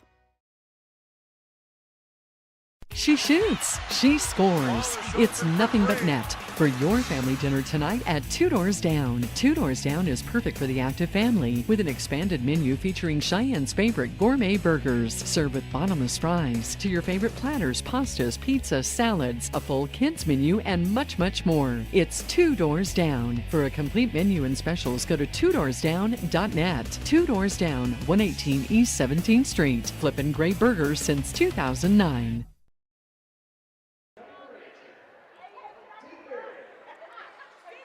R.J. Fox, Caleb Berggraf back at the field house, Cheyenne Central, where the Cheyenne Central Indians get a win. They go to 18-1 overall and 9-0. Who we have? We have a post-game interview. Look at this. This is the girls basketball coach for Laramie County Community College. Yes. Yeah. Assistant basketball coach at assistant. You are the assistant. Yes. Is this counted as scouting? Is this what this is? A little bit. We're here to support Taylor Wade. She's one of our commitments for the 2025-26 year. Not a bad pick. No, not at all. When you guys go out and you scout the high schools, you scout the girls. What are you looking for? Are you looking for team play? You looking for a ball handling ability? What are you looking for? A little bit of everything. A lot of us when we go out recruit stuff like that, looking for a team player. You know, want to see players show a lot of effort on the court, stuff like that. That grit, that dog in them, and all around just out there having fun too, and being a coachable player. In timeouts, on the bench, stuff like that, in game, and that kind of thing. So a little bit of everything on all aspects of a recruit. How much time do you guys spend on the road going to games, not only across Wyoming, but you guys recruit a long ways away? Oh yeah, a lot of it we use our connections throughout different countries, stuff like that, as well as across the nation and everything, and rely heavily on video, game films, stuff like that. If we can get to a live game, that kind of thing, we make the effort to make sure we get there and see them live and stuff like that. But we do rely on a lot of AAU coaches, assistant coaches, head coaches, that kind of thing, and of course the video that the players send us. How easy does it make it for you guys when you look at, okay, let's take the 4A. You got Cheyenne Central, you got Cheyenne East. You have the two best teams in the state right here. You don't have to go very far. No, and it makes it difficult on us and everything. There's so much talent within Cheyenne Central. Of course, Cheyenne East are a little young. They got ton of juniors on their team, stuff like that. I mean, it makes it easy for us, but it also makes it tough. Makes it tough too, because of course we like to bring them all on and stuff like that. But unfortunately, we can only pick and choose. Yeah, I mean, you try to pick your best player, but on the other hand, a lot of other schools are also here. They're doing the same thing you're doing. Oh yeah, definitely. I was just saying, how much of a fight is it to keep these girls here in Cheyenne? I mean, because the last thing I would think you'd want to see is, to go over to eastern Wyoming and run into an Ava Newton, or, to go someplace else, run into, a Carson Temple or an Izzy Kelly. That makes it kind of tough. It does, and we try to find players that are going to fit our coaching style and everything. And just knowing the players, get to know them, bring them on campus. They interview us, we interview them, and we want the best fit and everything. And if they decide to go somewhere else and they feel that they're the best fit there, I mean, best of luck to them and everything. We like friendly competition and that kind of thing. Now, I will say, Caleb and I had the opportunity to do Pine Bluffs and Burns from the rack. That is my first time being in that facility, and that is a first class. Not only the floor, the facilities, the weight room, all that's part of the selling point, isn't it? Definitely, and we're so happy to be in our new facility and everything.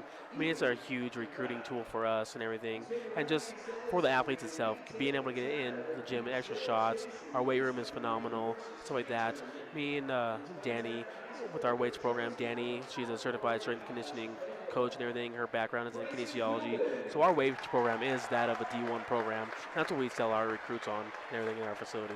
Because when athletes come to like a Laramie County Community College or any of the community colleges here in Wyoming, they're looking at, I'm going to do a couple of years at a junior college, and then they want to move on to the next level. And you guys help them do that. Yeah, definitely, and especially with that new rule that the NCAA has came out where JUCO players, they get that extra year of eligibility. So now they have 3 years instead of just 2. So that's a huge tool to get these players into our facilities and get into the JUCO level and develop them and get them ready for that next level in that 4-year. So there's a lot of work, a lot of opportunities. You got to love it, right? Oh, yeah, definitely. We love it.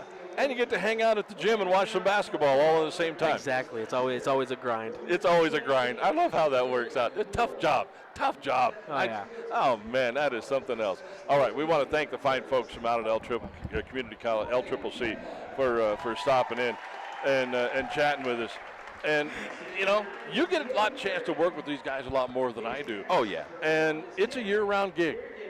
100% it is. I mean, you probably heard it from him, but I mean, you're talking between training athletes, setting up plans in the summer for workouts, and you got to remember, a lot of these kids, especially when you get the local kids, you get to work out a little bit during the summer with them. It's not mandatory, it's nothing like that, but you can kind of get ahead of the chains, as it were, if you can do a little bit of work in the summer with some of these athletes, and do a little bit of work once they're officially committed to the school and get them in and start getting them ready. And even if you can't work with them, especially the local kids, have somebody open the doors and say, hey, here's some basketballs. I'll be out in the gym, or I'll be out in the front lobby if you need anything. But I can't come work out with you.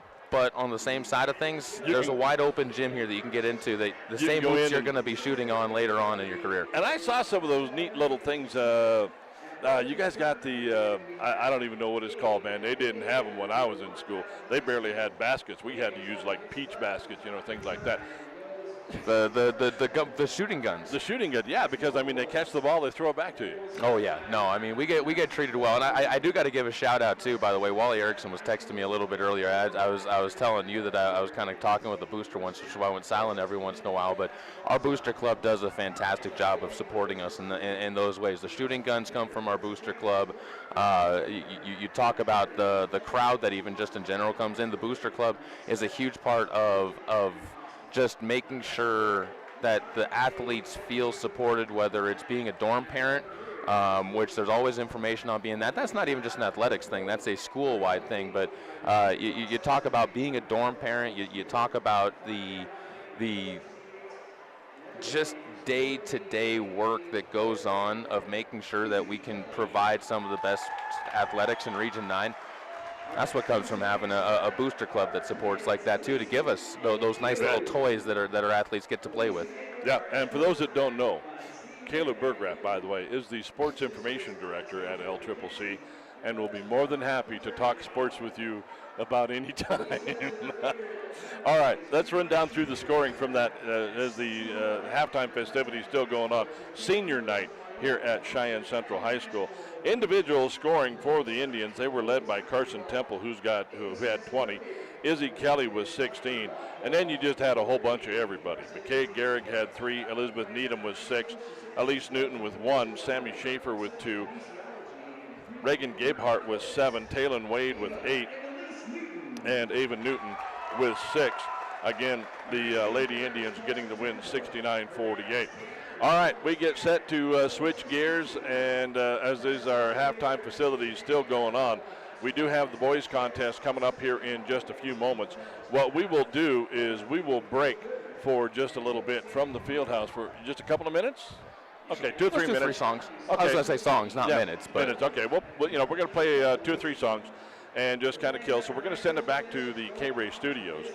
First of all, I want to remind you that high school basketball brought to you by Affordable Computer Repair, MHP, LLP, FNBO, Kia of Cheyenne, Cheyenne Regional Medical Center, Chick-fil-A, Cheyenne Frontier Days, Wyoming Department of Transportation, Halliday Subaru, Meridian Trust Federal Credit Union, 2 Doors Down, First Tier Bank, Burns Insurance Agency, Gill Window Company, Page Lane at Number 1 Properties, Cheyenne Frontier Days, Cheyenne Auto Repair and Service, Platte Valley Bank, Fat Boys Tire and Auto, and of course our scoreboard sponsor, Pepsi of Cheyenne. All right, now we have given our board operator time. We are going to send it back to the K-Ray Studios for a little musical interlude. We'll catch 2 or 3 songs, and then we'll be back to the field house to take on the Cheyenne Central boys and the Thunder Basin Bolts. So back to the K-Ray Studios for a little musical interlude, and we'll be back to the field house. You're listening to and watching high school basketball on 1480 K-Ray.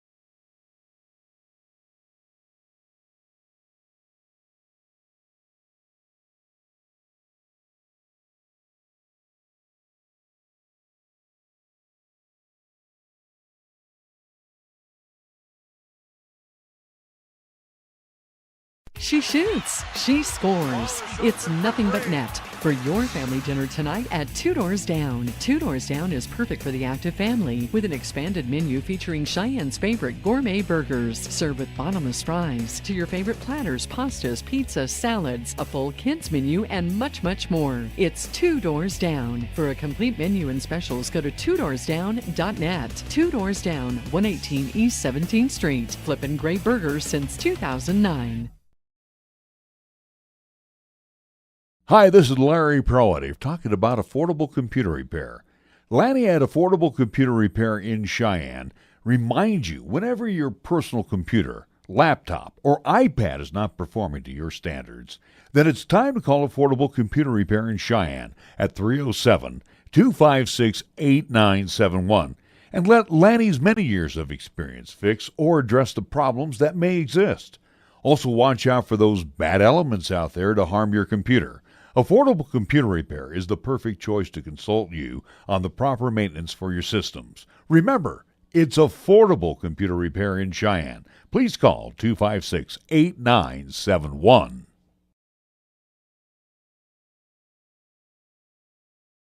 MHP is a certified public accounting firm located in both Cheyenne and Fort Collins, offering accounting, tax, and consulting services to businesses, not-for-profit, government, and individual clients. MHP takes pride in their commitment to providing close, personal attention to their clients. They also continue to invest time and resources in continuing education, state-of-the-art computer technology, and valuing their relationships with you. MHP is a proud supporter of local and UW athletics. MHP, check them out at their new location at 1509 Bend Avenue in historic downtown Cheyenne, or call 634-2151.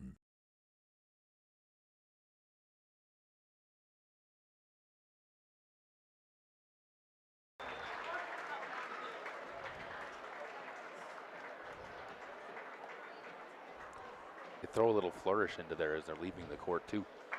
Yeah, nice job. Well represented here, of course, getting set for boys basketball action. I want to thank our wonderful sponsors, Affordable Computer Repair, MHP LLP, FNBO, Key of Cheyenne, Cheyenne Regional Medical Center, Chick-fil-A, Cheyenne Frontier Days, Wyoming Department of Transportation, Holiday Subaru, Meridian Trust Federal Credit Union, Two Doors Down, First Tier Bank, Burns Insurance Agency, the Gill Window Company, Page Lane at Number One Properties, Cheyenne Auto Repair and Service, Platte Valley Bank, Fat Boys Tire and Auto, and Pepsi of Cheyenne presenting you our scoreboard here at the field house. Let's take a look at today's starters with the Thunder Basin Bolts leading things off. Braden New will lead things off. Lawson Lutjen is going to be wearing the number 1. Gibson Williams, he is the player to watch on this team. We'll talk more about him in a moment, but he'll be followed by Parker Wagner and Carver Partlow on the court. For Cheyenne Central, who comes into this game at 6-12, 1-7 in conference play, Tate Berry leads things off wearing the number 1. Tyler Hernandez, the number 2. Tyler Davis, the number 5. Nate Brenchley wears the number 23, and Matt Klassen is going to wear the number 34. Cheyenne Central wearing their white uniforms here at the home court, the black and blue uniforms of Thunder Basin on the opposite side. Well, as you mentioned, the Cheyenne Central Indians, they need a win. Got to have a win. Absolutely. It is vital for them to start building some momentum heading into that postseason. And regardless even of the seeding side of things right now, the momentum side of things can play huge dividends going forward in the side. And it's all going to start for them with stopping Gibson Williams. 20.7 points per game for Gibson Williams. He can light it up, but here's the shocker thing. Normally when you see the leading scorer in the high school level, you sit there and go like, okay, no, he's not necessarily going to be the leader in any other stat categories, right? No. He is actually leading in assists and steals per game as well. How many times you got the leading scorer is the leading assister? Yeah. Cheyenne Central's going to have to find a solution for him. Yeah, they certainly are. And you know, it's not that far-fetched, really, because you got a guy who probably handles the ball a lot, takes a lot of shots, so therefore draws a lot of defense, gives the opportunity for a lot of dishes. Also got to watch out for Carver Partlow inside, 9.5 rebounds per game. He'll be lined up against Tate Berry in the center circle as we are ready to go here. Zeros on the Pepsi scoreboard as the Basin Bolts will come away with the opening possession of it, and it's Gibson Williams to take over. Gives to the right side, kick up top to Partlow. No look pass on the baseline to the left block, cut off by Barry. And a pass to Williams, nearly intercepted by Central. Now thrown away. Central gets the opening steal. That's Nate Brenchley able to intercept. He'll bring it across the timeline. Cuts to his left. Kick out to the corner where Hernandez picks up at the elbow, finds it outside to Clausen. Drives at the free throw line, pulls up 10 feet away, kick to Hernandez, 3-ball, corner right down the barrel. Tyler Hernandez fires it up as a nice feed to him from inside by Clausen. Nice find through the paint. Williams will bring it back up for the Bolts. Luchen moves it back along, and Williams, as I said, the offense is going to go through him quite a bit in this contest. They'll go away from him to the right corner this time as Luchen drives to the free throw line. Throws the ball away, another interception picked off. This time Tyler Davis comes away with the steal, up to Clausen, into Barry. Clausen with a pair of assists already in this game as Barry able to give the Cheyenne Central Indians a 5-0 lead. Just a minute 20 into the game, 2 turnovers by the Bolts early on. Williams will line up a quick 3. That skips off of the rim. Rebound scooped up by Hernandez. Gets out onto the run, finds Barry on the baseline, cuts to the hoop, and another assist going to Cheyenne Central as Barry and Hernandez teaming up for a 7-0 run to open things off a minute 40 in. Important that the Cheyenne Central boys get off to a big start and a good start. Partlow hands the ball off up top. It'll be given to Parker Wagner, and now Williams gets fouled by Barry, who got a bit too physical out by the three-point line. First team foul for either side with 6:10 to go. Head coach Randy Philbin on the sidelines, energized by the start of this team right now. You can tell he's got some pep in his step over there. Yeah, I mean, senior night. A lot of seniors on this Cheyenne Central boys team. As to the right side, Williams will take it, extended just inside the three-point line on the wing. Moved back over to the top of the key. Thunder Basin will drive inside with Wagner trying to cut it in, can't get it to go, and the ball pulled down by Clausen. Outletted to Hernandez. Clausen has this one thrown into the backcourt and a turnover. Central looking for the turnover, but Clausen said it was tipped, but you got to remember, you touched it after it was tipped. That erases the tip. And the official says, no. I'll take that back and give it over to the boys in black and blue. But still, great start for Central. If you can control this energy and keep it going, it's just like what we were talking about. Williams takes the inbounds play, right to left. Thunder Basin working with the basketball on your radio dials and video screens at the K-Ray YouTube channel. Partlow takes it to the right side. Williams spins towards the baseline, gets a screen from Partlow, and circles the drain as that one lays in. He is squirrely. That is tough to stay in front of. 7-2 as Thunder Basin gets onto the Pepsi scoreboard for the first time. Hernandez calls out the play as he'll feed it off to Tyler Davis. First time he's had a chance to touch the basketball. Steps beyond the three-point line and finds Barry at the top of the key. Feeds it to Clausen. Davis fed the pass onto the baseline, trying to catch Thunder Basin sleeping. Partlow is there for the defense. That takes him away from Barry, who lays it up and in.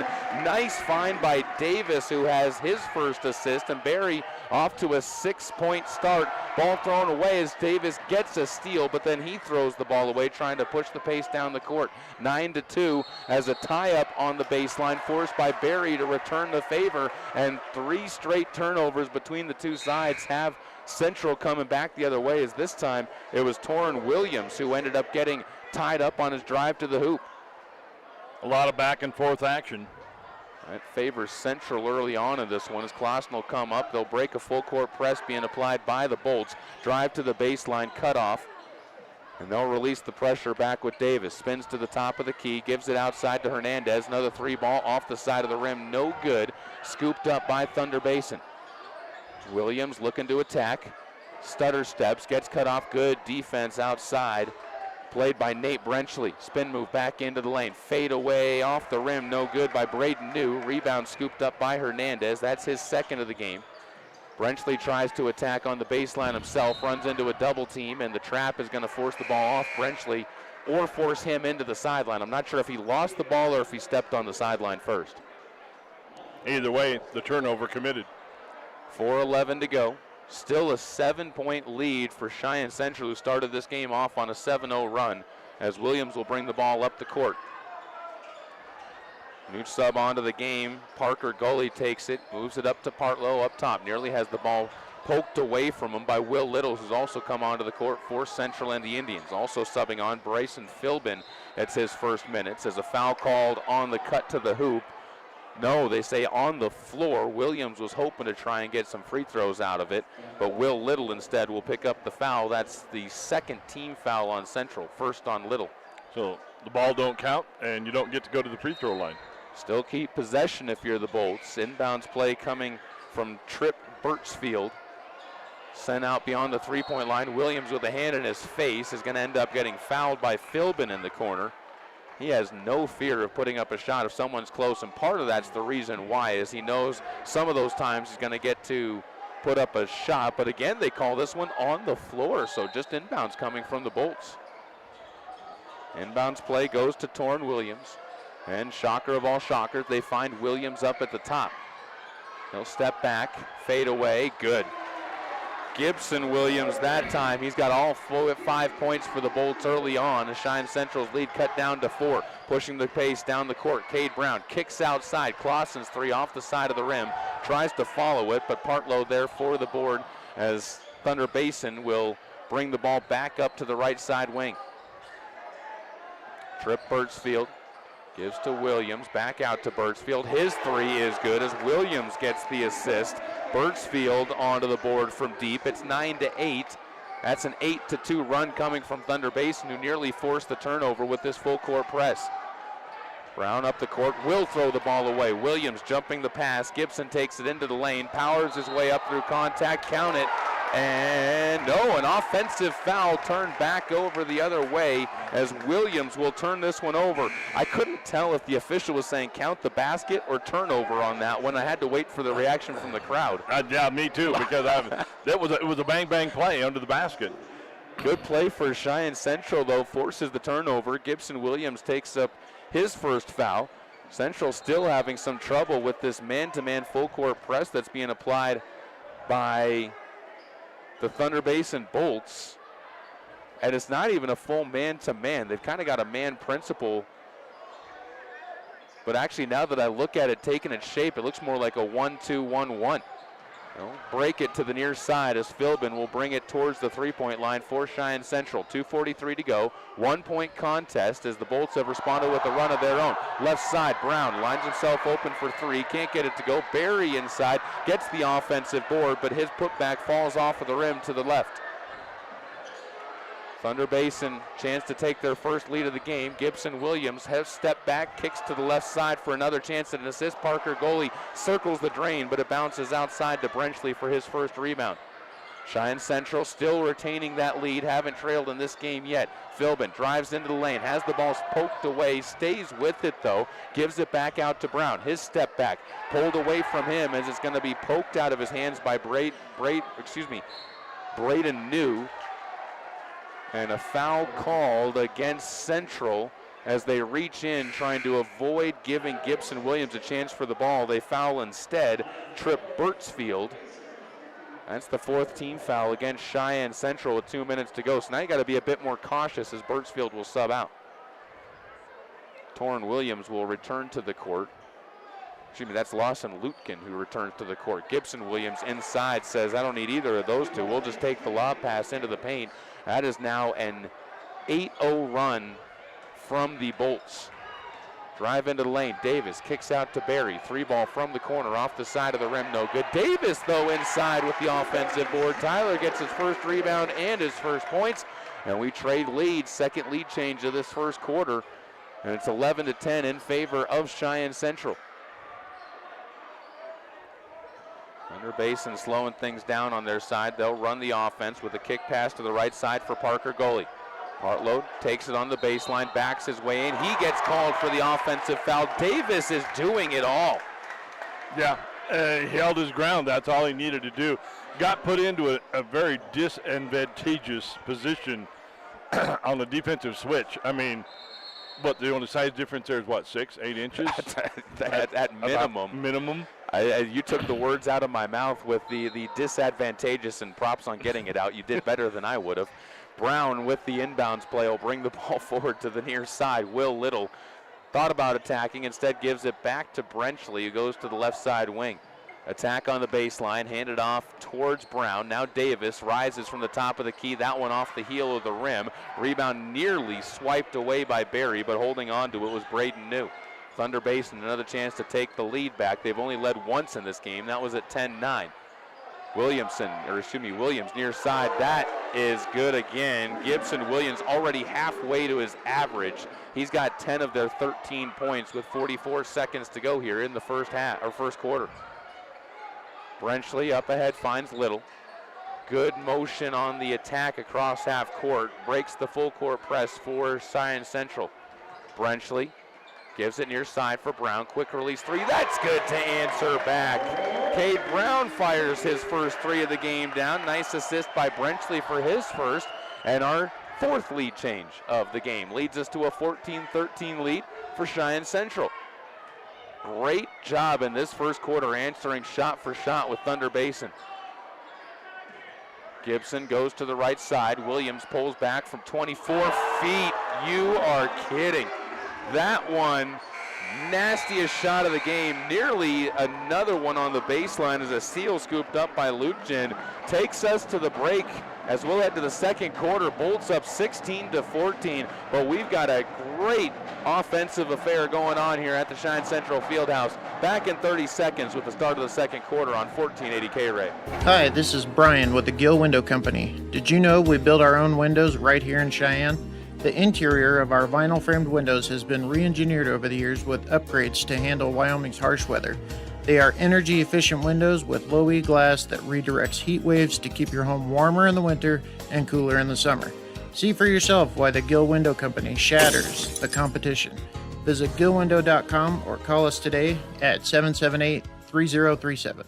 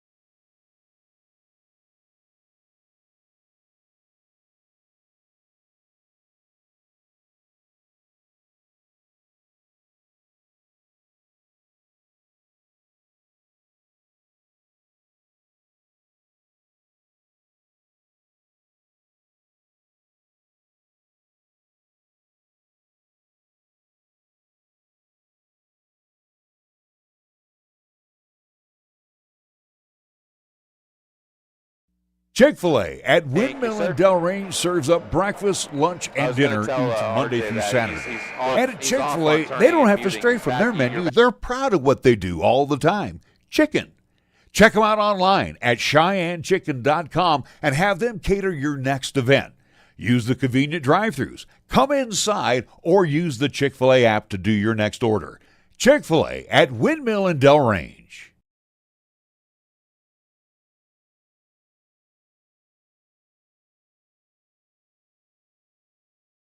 There's been a raucous atmosphere on senior night. Cheyenne Central trying to pull the upset over the Thunder Basin Bolts and doing a good job of making them sweat a bit. Outside of Williams, 13 points, they've been able to really silence everybody else for Thunder Basin and only trail by 4 on the Pepsi scoreboard. New with the basketball for the Bolts, drives to the baseline. He'll get fouled as he was able to get behind both Clausen and Barry, and Clausen is going to pick up his first foul, as that is 5 team fouls, and it is a shooting foul anyways, I think, but New will step to the line for the second trip to the line for him and as many trips down the court for Thunder Basin, and cannot make the first. Deja vu from his first trip to the line.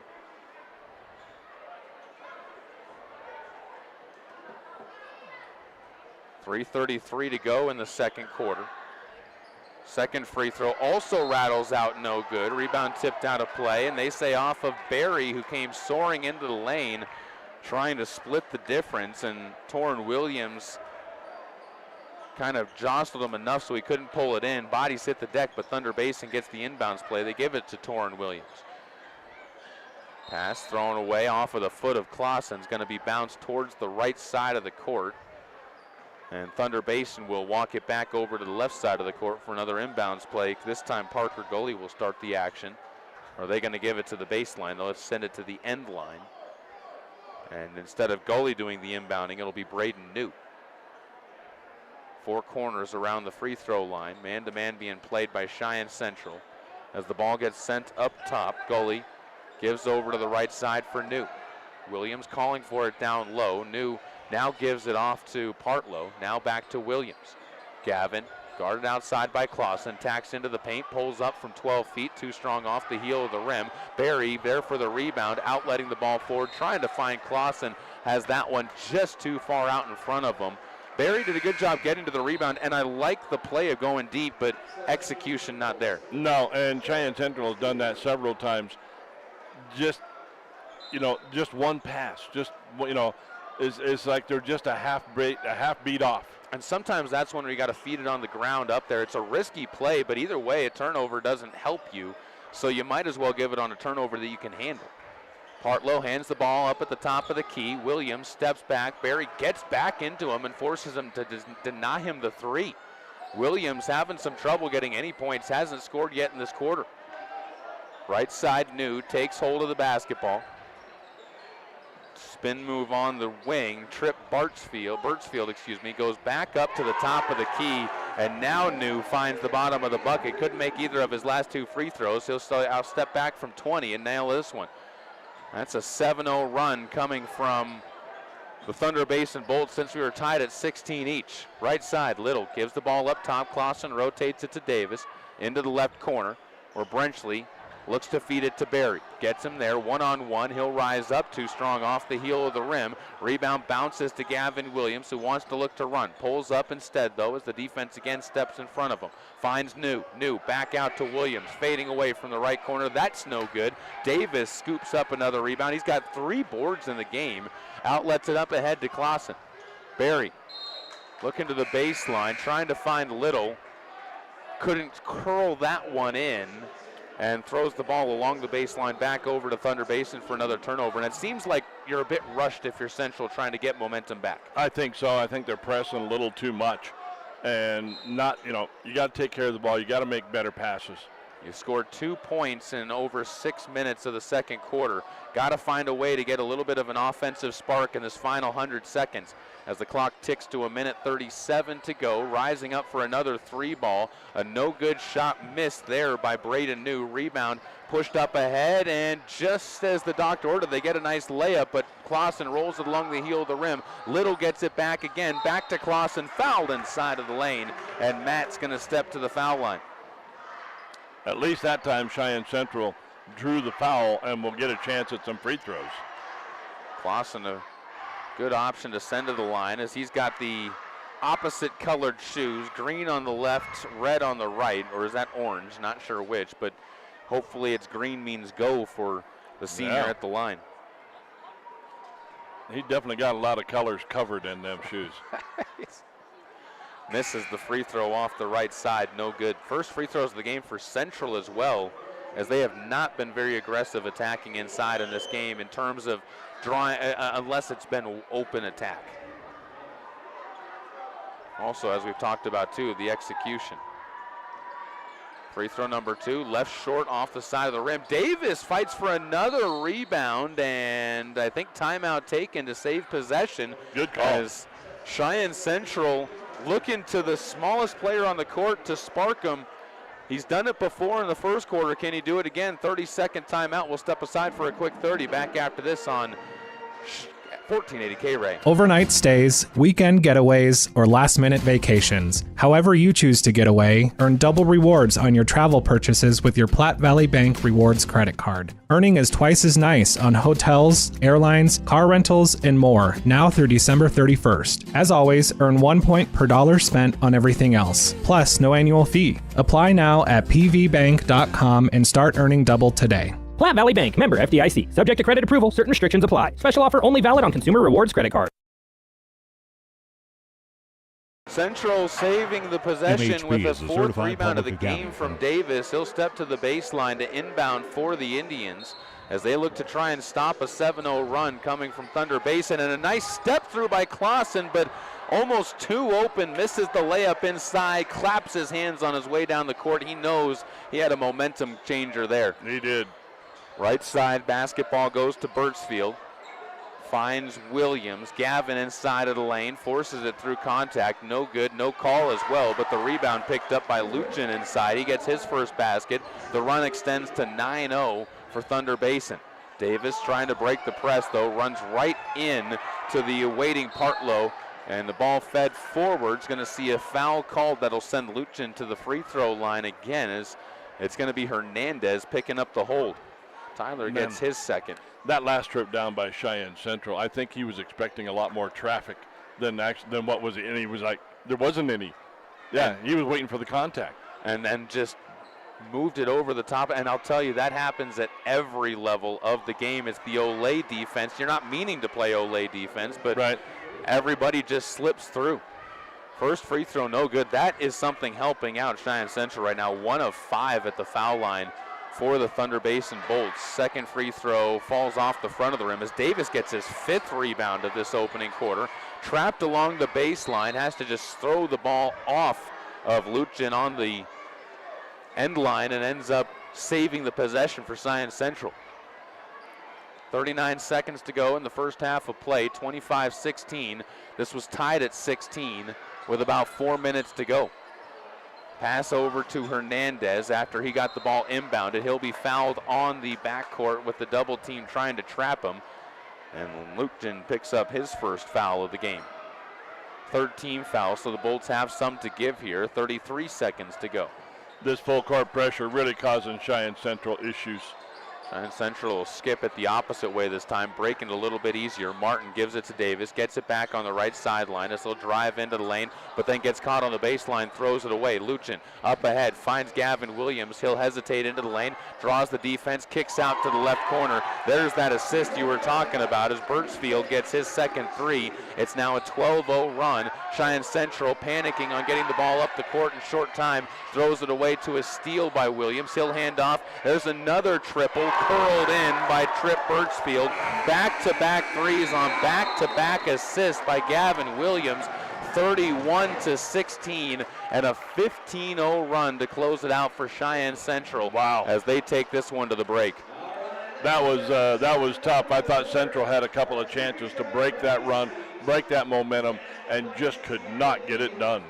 Just a tough break there for Cheyenne Central. They trail going into the halftime locker room. We'll step aside, come back with some halftime numbers for you here from the Fieldhouse. You're watching Cheyenne Central boys basketball on 1480 K-Ray.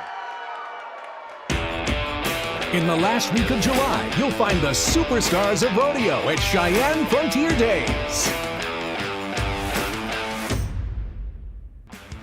The world's top cowboys, cowgirls, buck and brocks, and toughest bulls.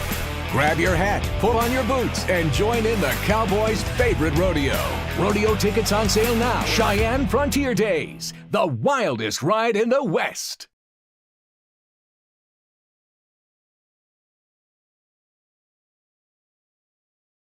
Ready to level up? Show your team pride every time you pay with the new lineup of FNBO Visa Debit Fan Cards. Free with any FNBO checking account. Unlike any card you've seen, with unique design, raised detail, and premium finish. Pay in style, everywhere you go. The new collection, only from FNBO. Visit fnbo.com/debit to get yours.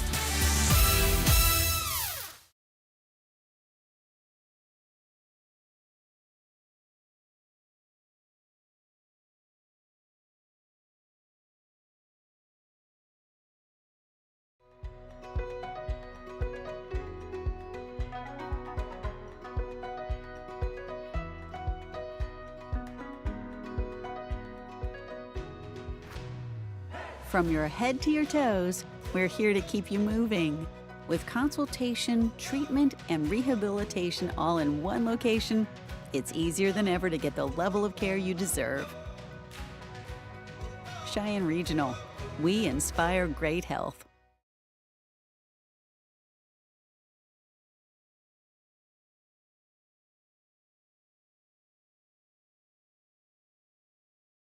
Tomorrow at noon. The East girls are heading out of here. Still see some of the guys sitting over there as the two, let's see, that's Siddell and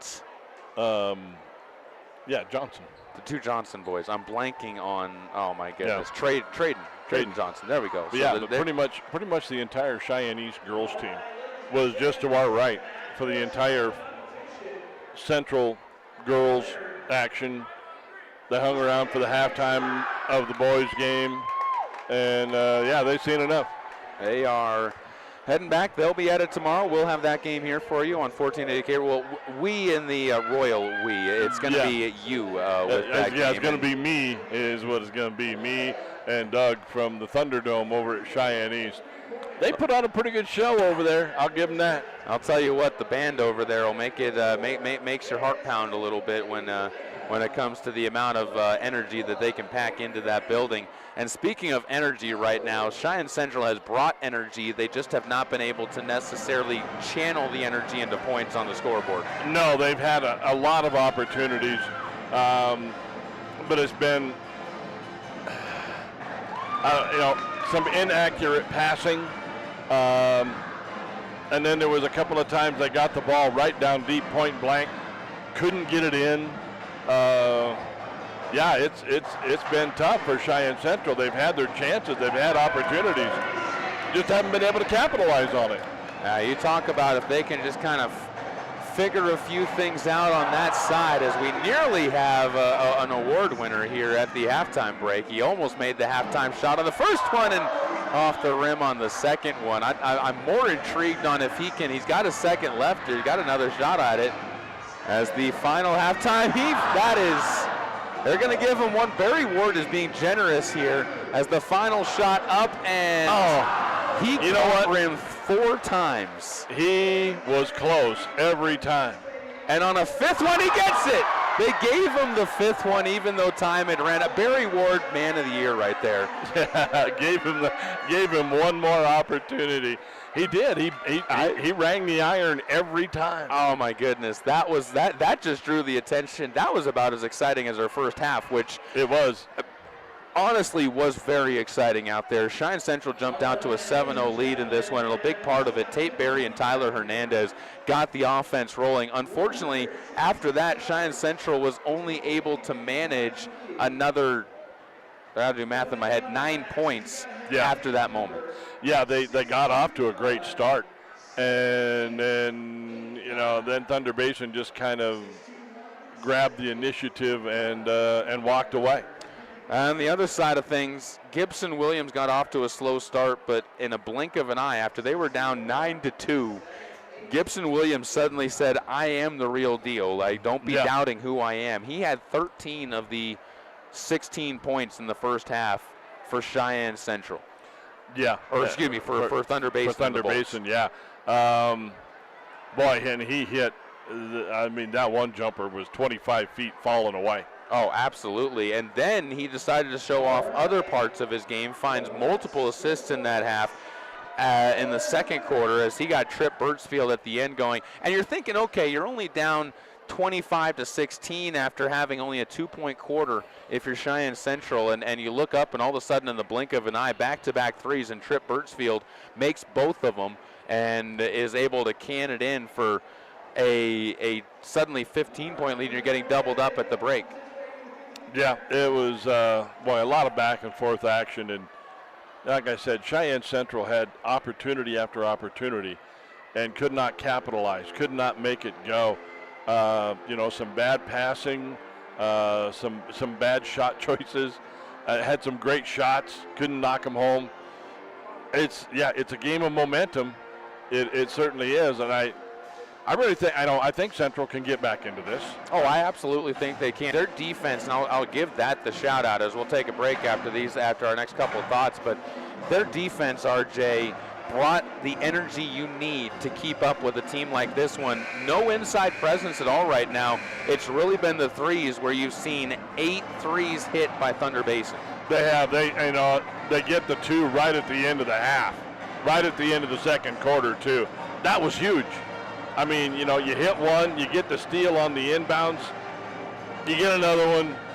That's 6 points out of nowhere. Well, we'll step aside for a 2-minute timeout, find out how and if Central can come back in this game as the two teams breaking out of the locker rooms. We'll be breaking out of this 2-minute timeout and coming back to the Central Fieldhouse on 1480 K-Ray.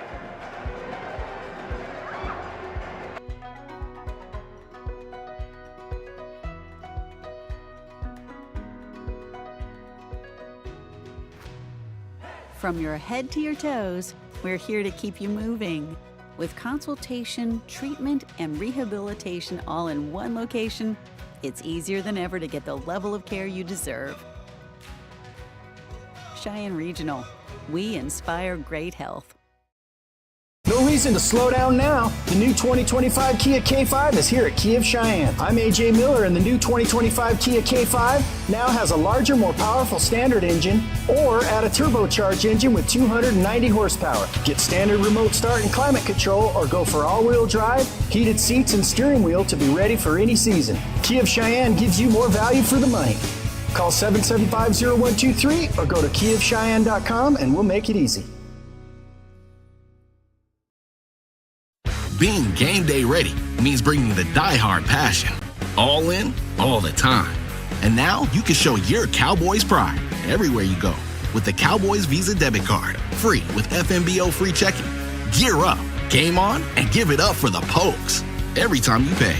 The Cowboys Visa debit card, only at FMBO, the bank of the Cowboys. Bring it. Get yours today at fmbo.com/Cowboys. Member FDIC.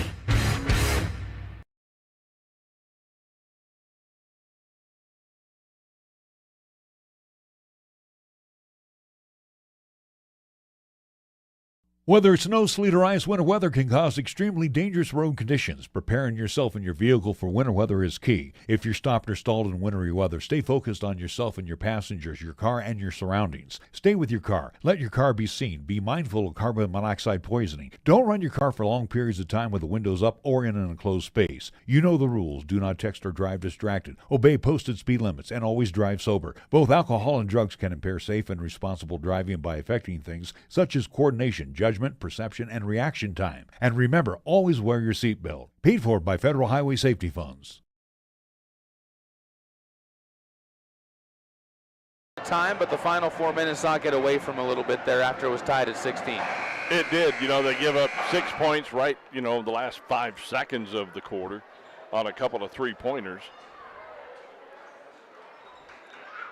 And the Bolts full court press really giving them some issues as well, forcing some turnovers. Central will start out with the basketball as Hernandez, Davis, Clausen, Barry, and make sure that is who I think it is. That is Brenchley over on the left side. Will open up same starters for Cheyenne Central against the same opening starters for Thunder Basin, as Davis will bring it forward. Right to left now, Central wearing the white home uniforms with the red trim and red numbers with Central in black across the front. We'll bring it to the left side. Clausen fires a pass over to Brenchley, attacks into the paint, draws the defense. They'll kick it back beyond the three-point line. Good patience being shown, but the ball turned over as Gavin Williams steps inside of a passing lane and then lobs one into the paint where it's laid up and in by Braden New. Another assist for Gibson Williams, who's got 3 of them now in the last probably 40 seconds of game time. Yeah, we talked about it in the pregame. Up top, Davis takes possession of the basketball. He wants to attack, fires to Clausen. Open 3 off the side of the rim, and the rebound picked up by Gibson Williams. He'll go up to the right sideline, and an offensive foul is going to be called as Parker Wagner takes it into the teeth of the defense and set underneath the basket. I don't know if it was Davis or Hernandez. I didn't get a chance to see who got helped up there. Yeah, that was a good play by whoever it was. It was a good play. Clausen. Okay. I was fiddling with camera equipment. I'm sorry. You're good. I was looking down marking a stat. Davis gets the ball over to the left side. Brenchley gives it back to Davis, who pump fakes, gets his man into the air, attacks, and is stripped of the ball on his way to the baseline. Nice move by a kid who's putting this team on his back a little bit as far as being the Energizer Bunny. Tyler Davis, only 2 points so far in the game, but man, has he been doing a lot of other things well for this team. Brenchley takes the ball baseline, gives up top. Hernandez 4-3, misses to the left side of the rim. Ball saved into play by Brenchley, but out of the reach of everybody wearing a white uniform and out of play into the bench. Good effort there by Cheyenne Central, but they still trail 33-16. 6:38 to go in the third quarter as Gibson Williams will bring this one back across left to right. Trying to attack New, gets into the paint, pro-hops his way to the hoop and gets his second straight basket of this third quarter. The lead swells up to 19. It'll be Central's turn to lob the alley-oop backdoor. It also doesn't work for them much better as Barry has that one roll off of the rim unkindly. Williams takes it left side, hands off. Another Partlow 3, no good. The rebound scooped up underneath by Lawson Luchen. And it'll be Thunder Basin stepping to the free throw line for 2 more, where they are, if there's anything Thunder Basin has not done well in this game, it's make free throws. Free throws, yeah. 1 of 6 so far in the game. And now you're going to get mass substitutions here from Cheyenne Central. See Brown getting set to sub in. Trevor Maru getting set to check in for the first time. Also Chris Martin over there, Will Little over there. As the free throw up and no good is going to keep it at a 19-point game with 6:07 to go. The final substitution on is going to be Philbin. So a platoon swap for Cheyenne Central after seeing no offense really generated by the starting 5. Coach Randy Philbin saying, all right, let's try the bench 5 and give them their opportunity as the free throw is up and no good. Brown there for the board, looks to try and run up the court, gets it to Philbin to break the press. Man-to-man defense being played by Thunder Basin as Philbin backs his way in. Kick up top, sent around to Brown. He'll drive at the free throw line, pulls up, stripped to the ball, but part of that because there was contact, and Williams picks up his second foul. Gibson with the second infraction. I think they gave it to the wrong number 2. It looks like they gave that one to, it's only his second foul, not his 4th foul. They've got Hernandez up there who had 3 fouls in the first half. Either way, it'll be an inbound for Central. Lob pass deep.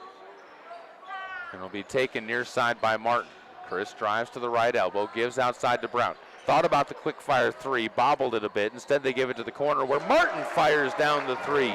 Chris with a nice finish on the feed from Trevor Maru. Williams with the ball on the left side as the lead cut back down to 16, 35-19 with 5:30 to go. They'll rise up for a three to answer. Thunder Basin cannot hit it, and Little gets to the rebound on the baseline for Central as Will gets his second.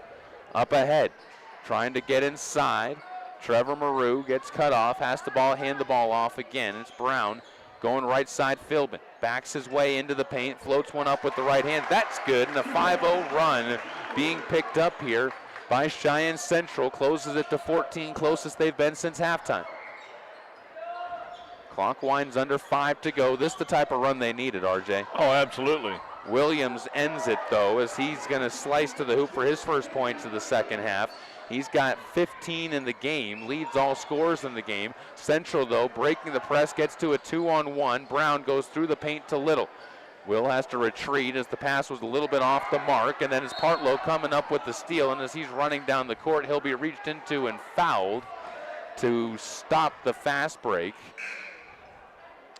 And it will be a sideline inbound coming up.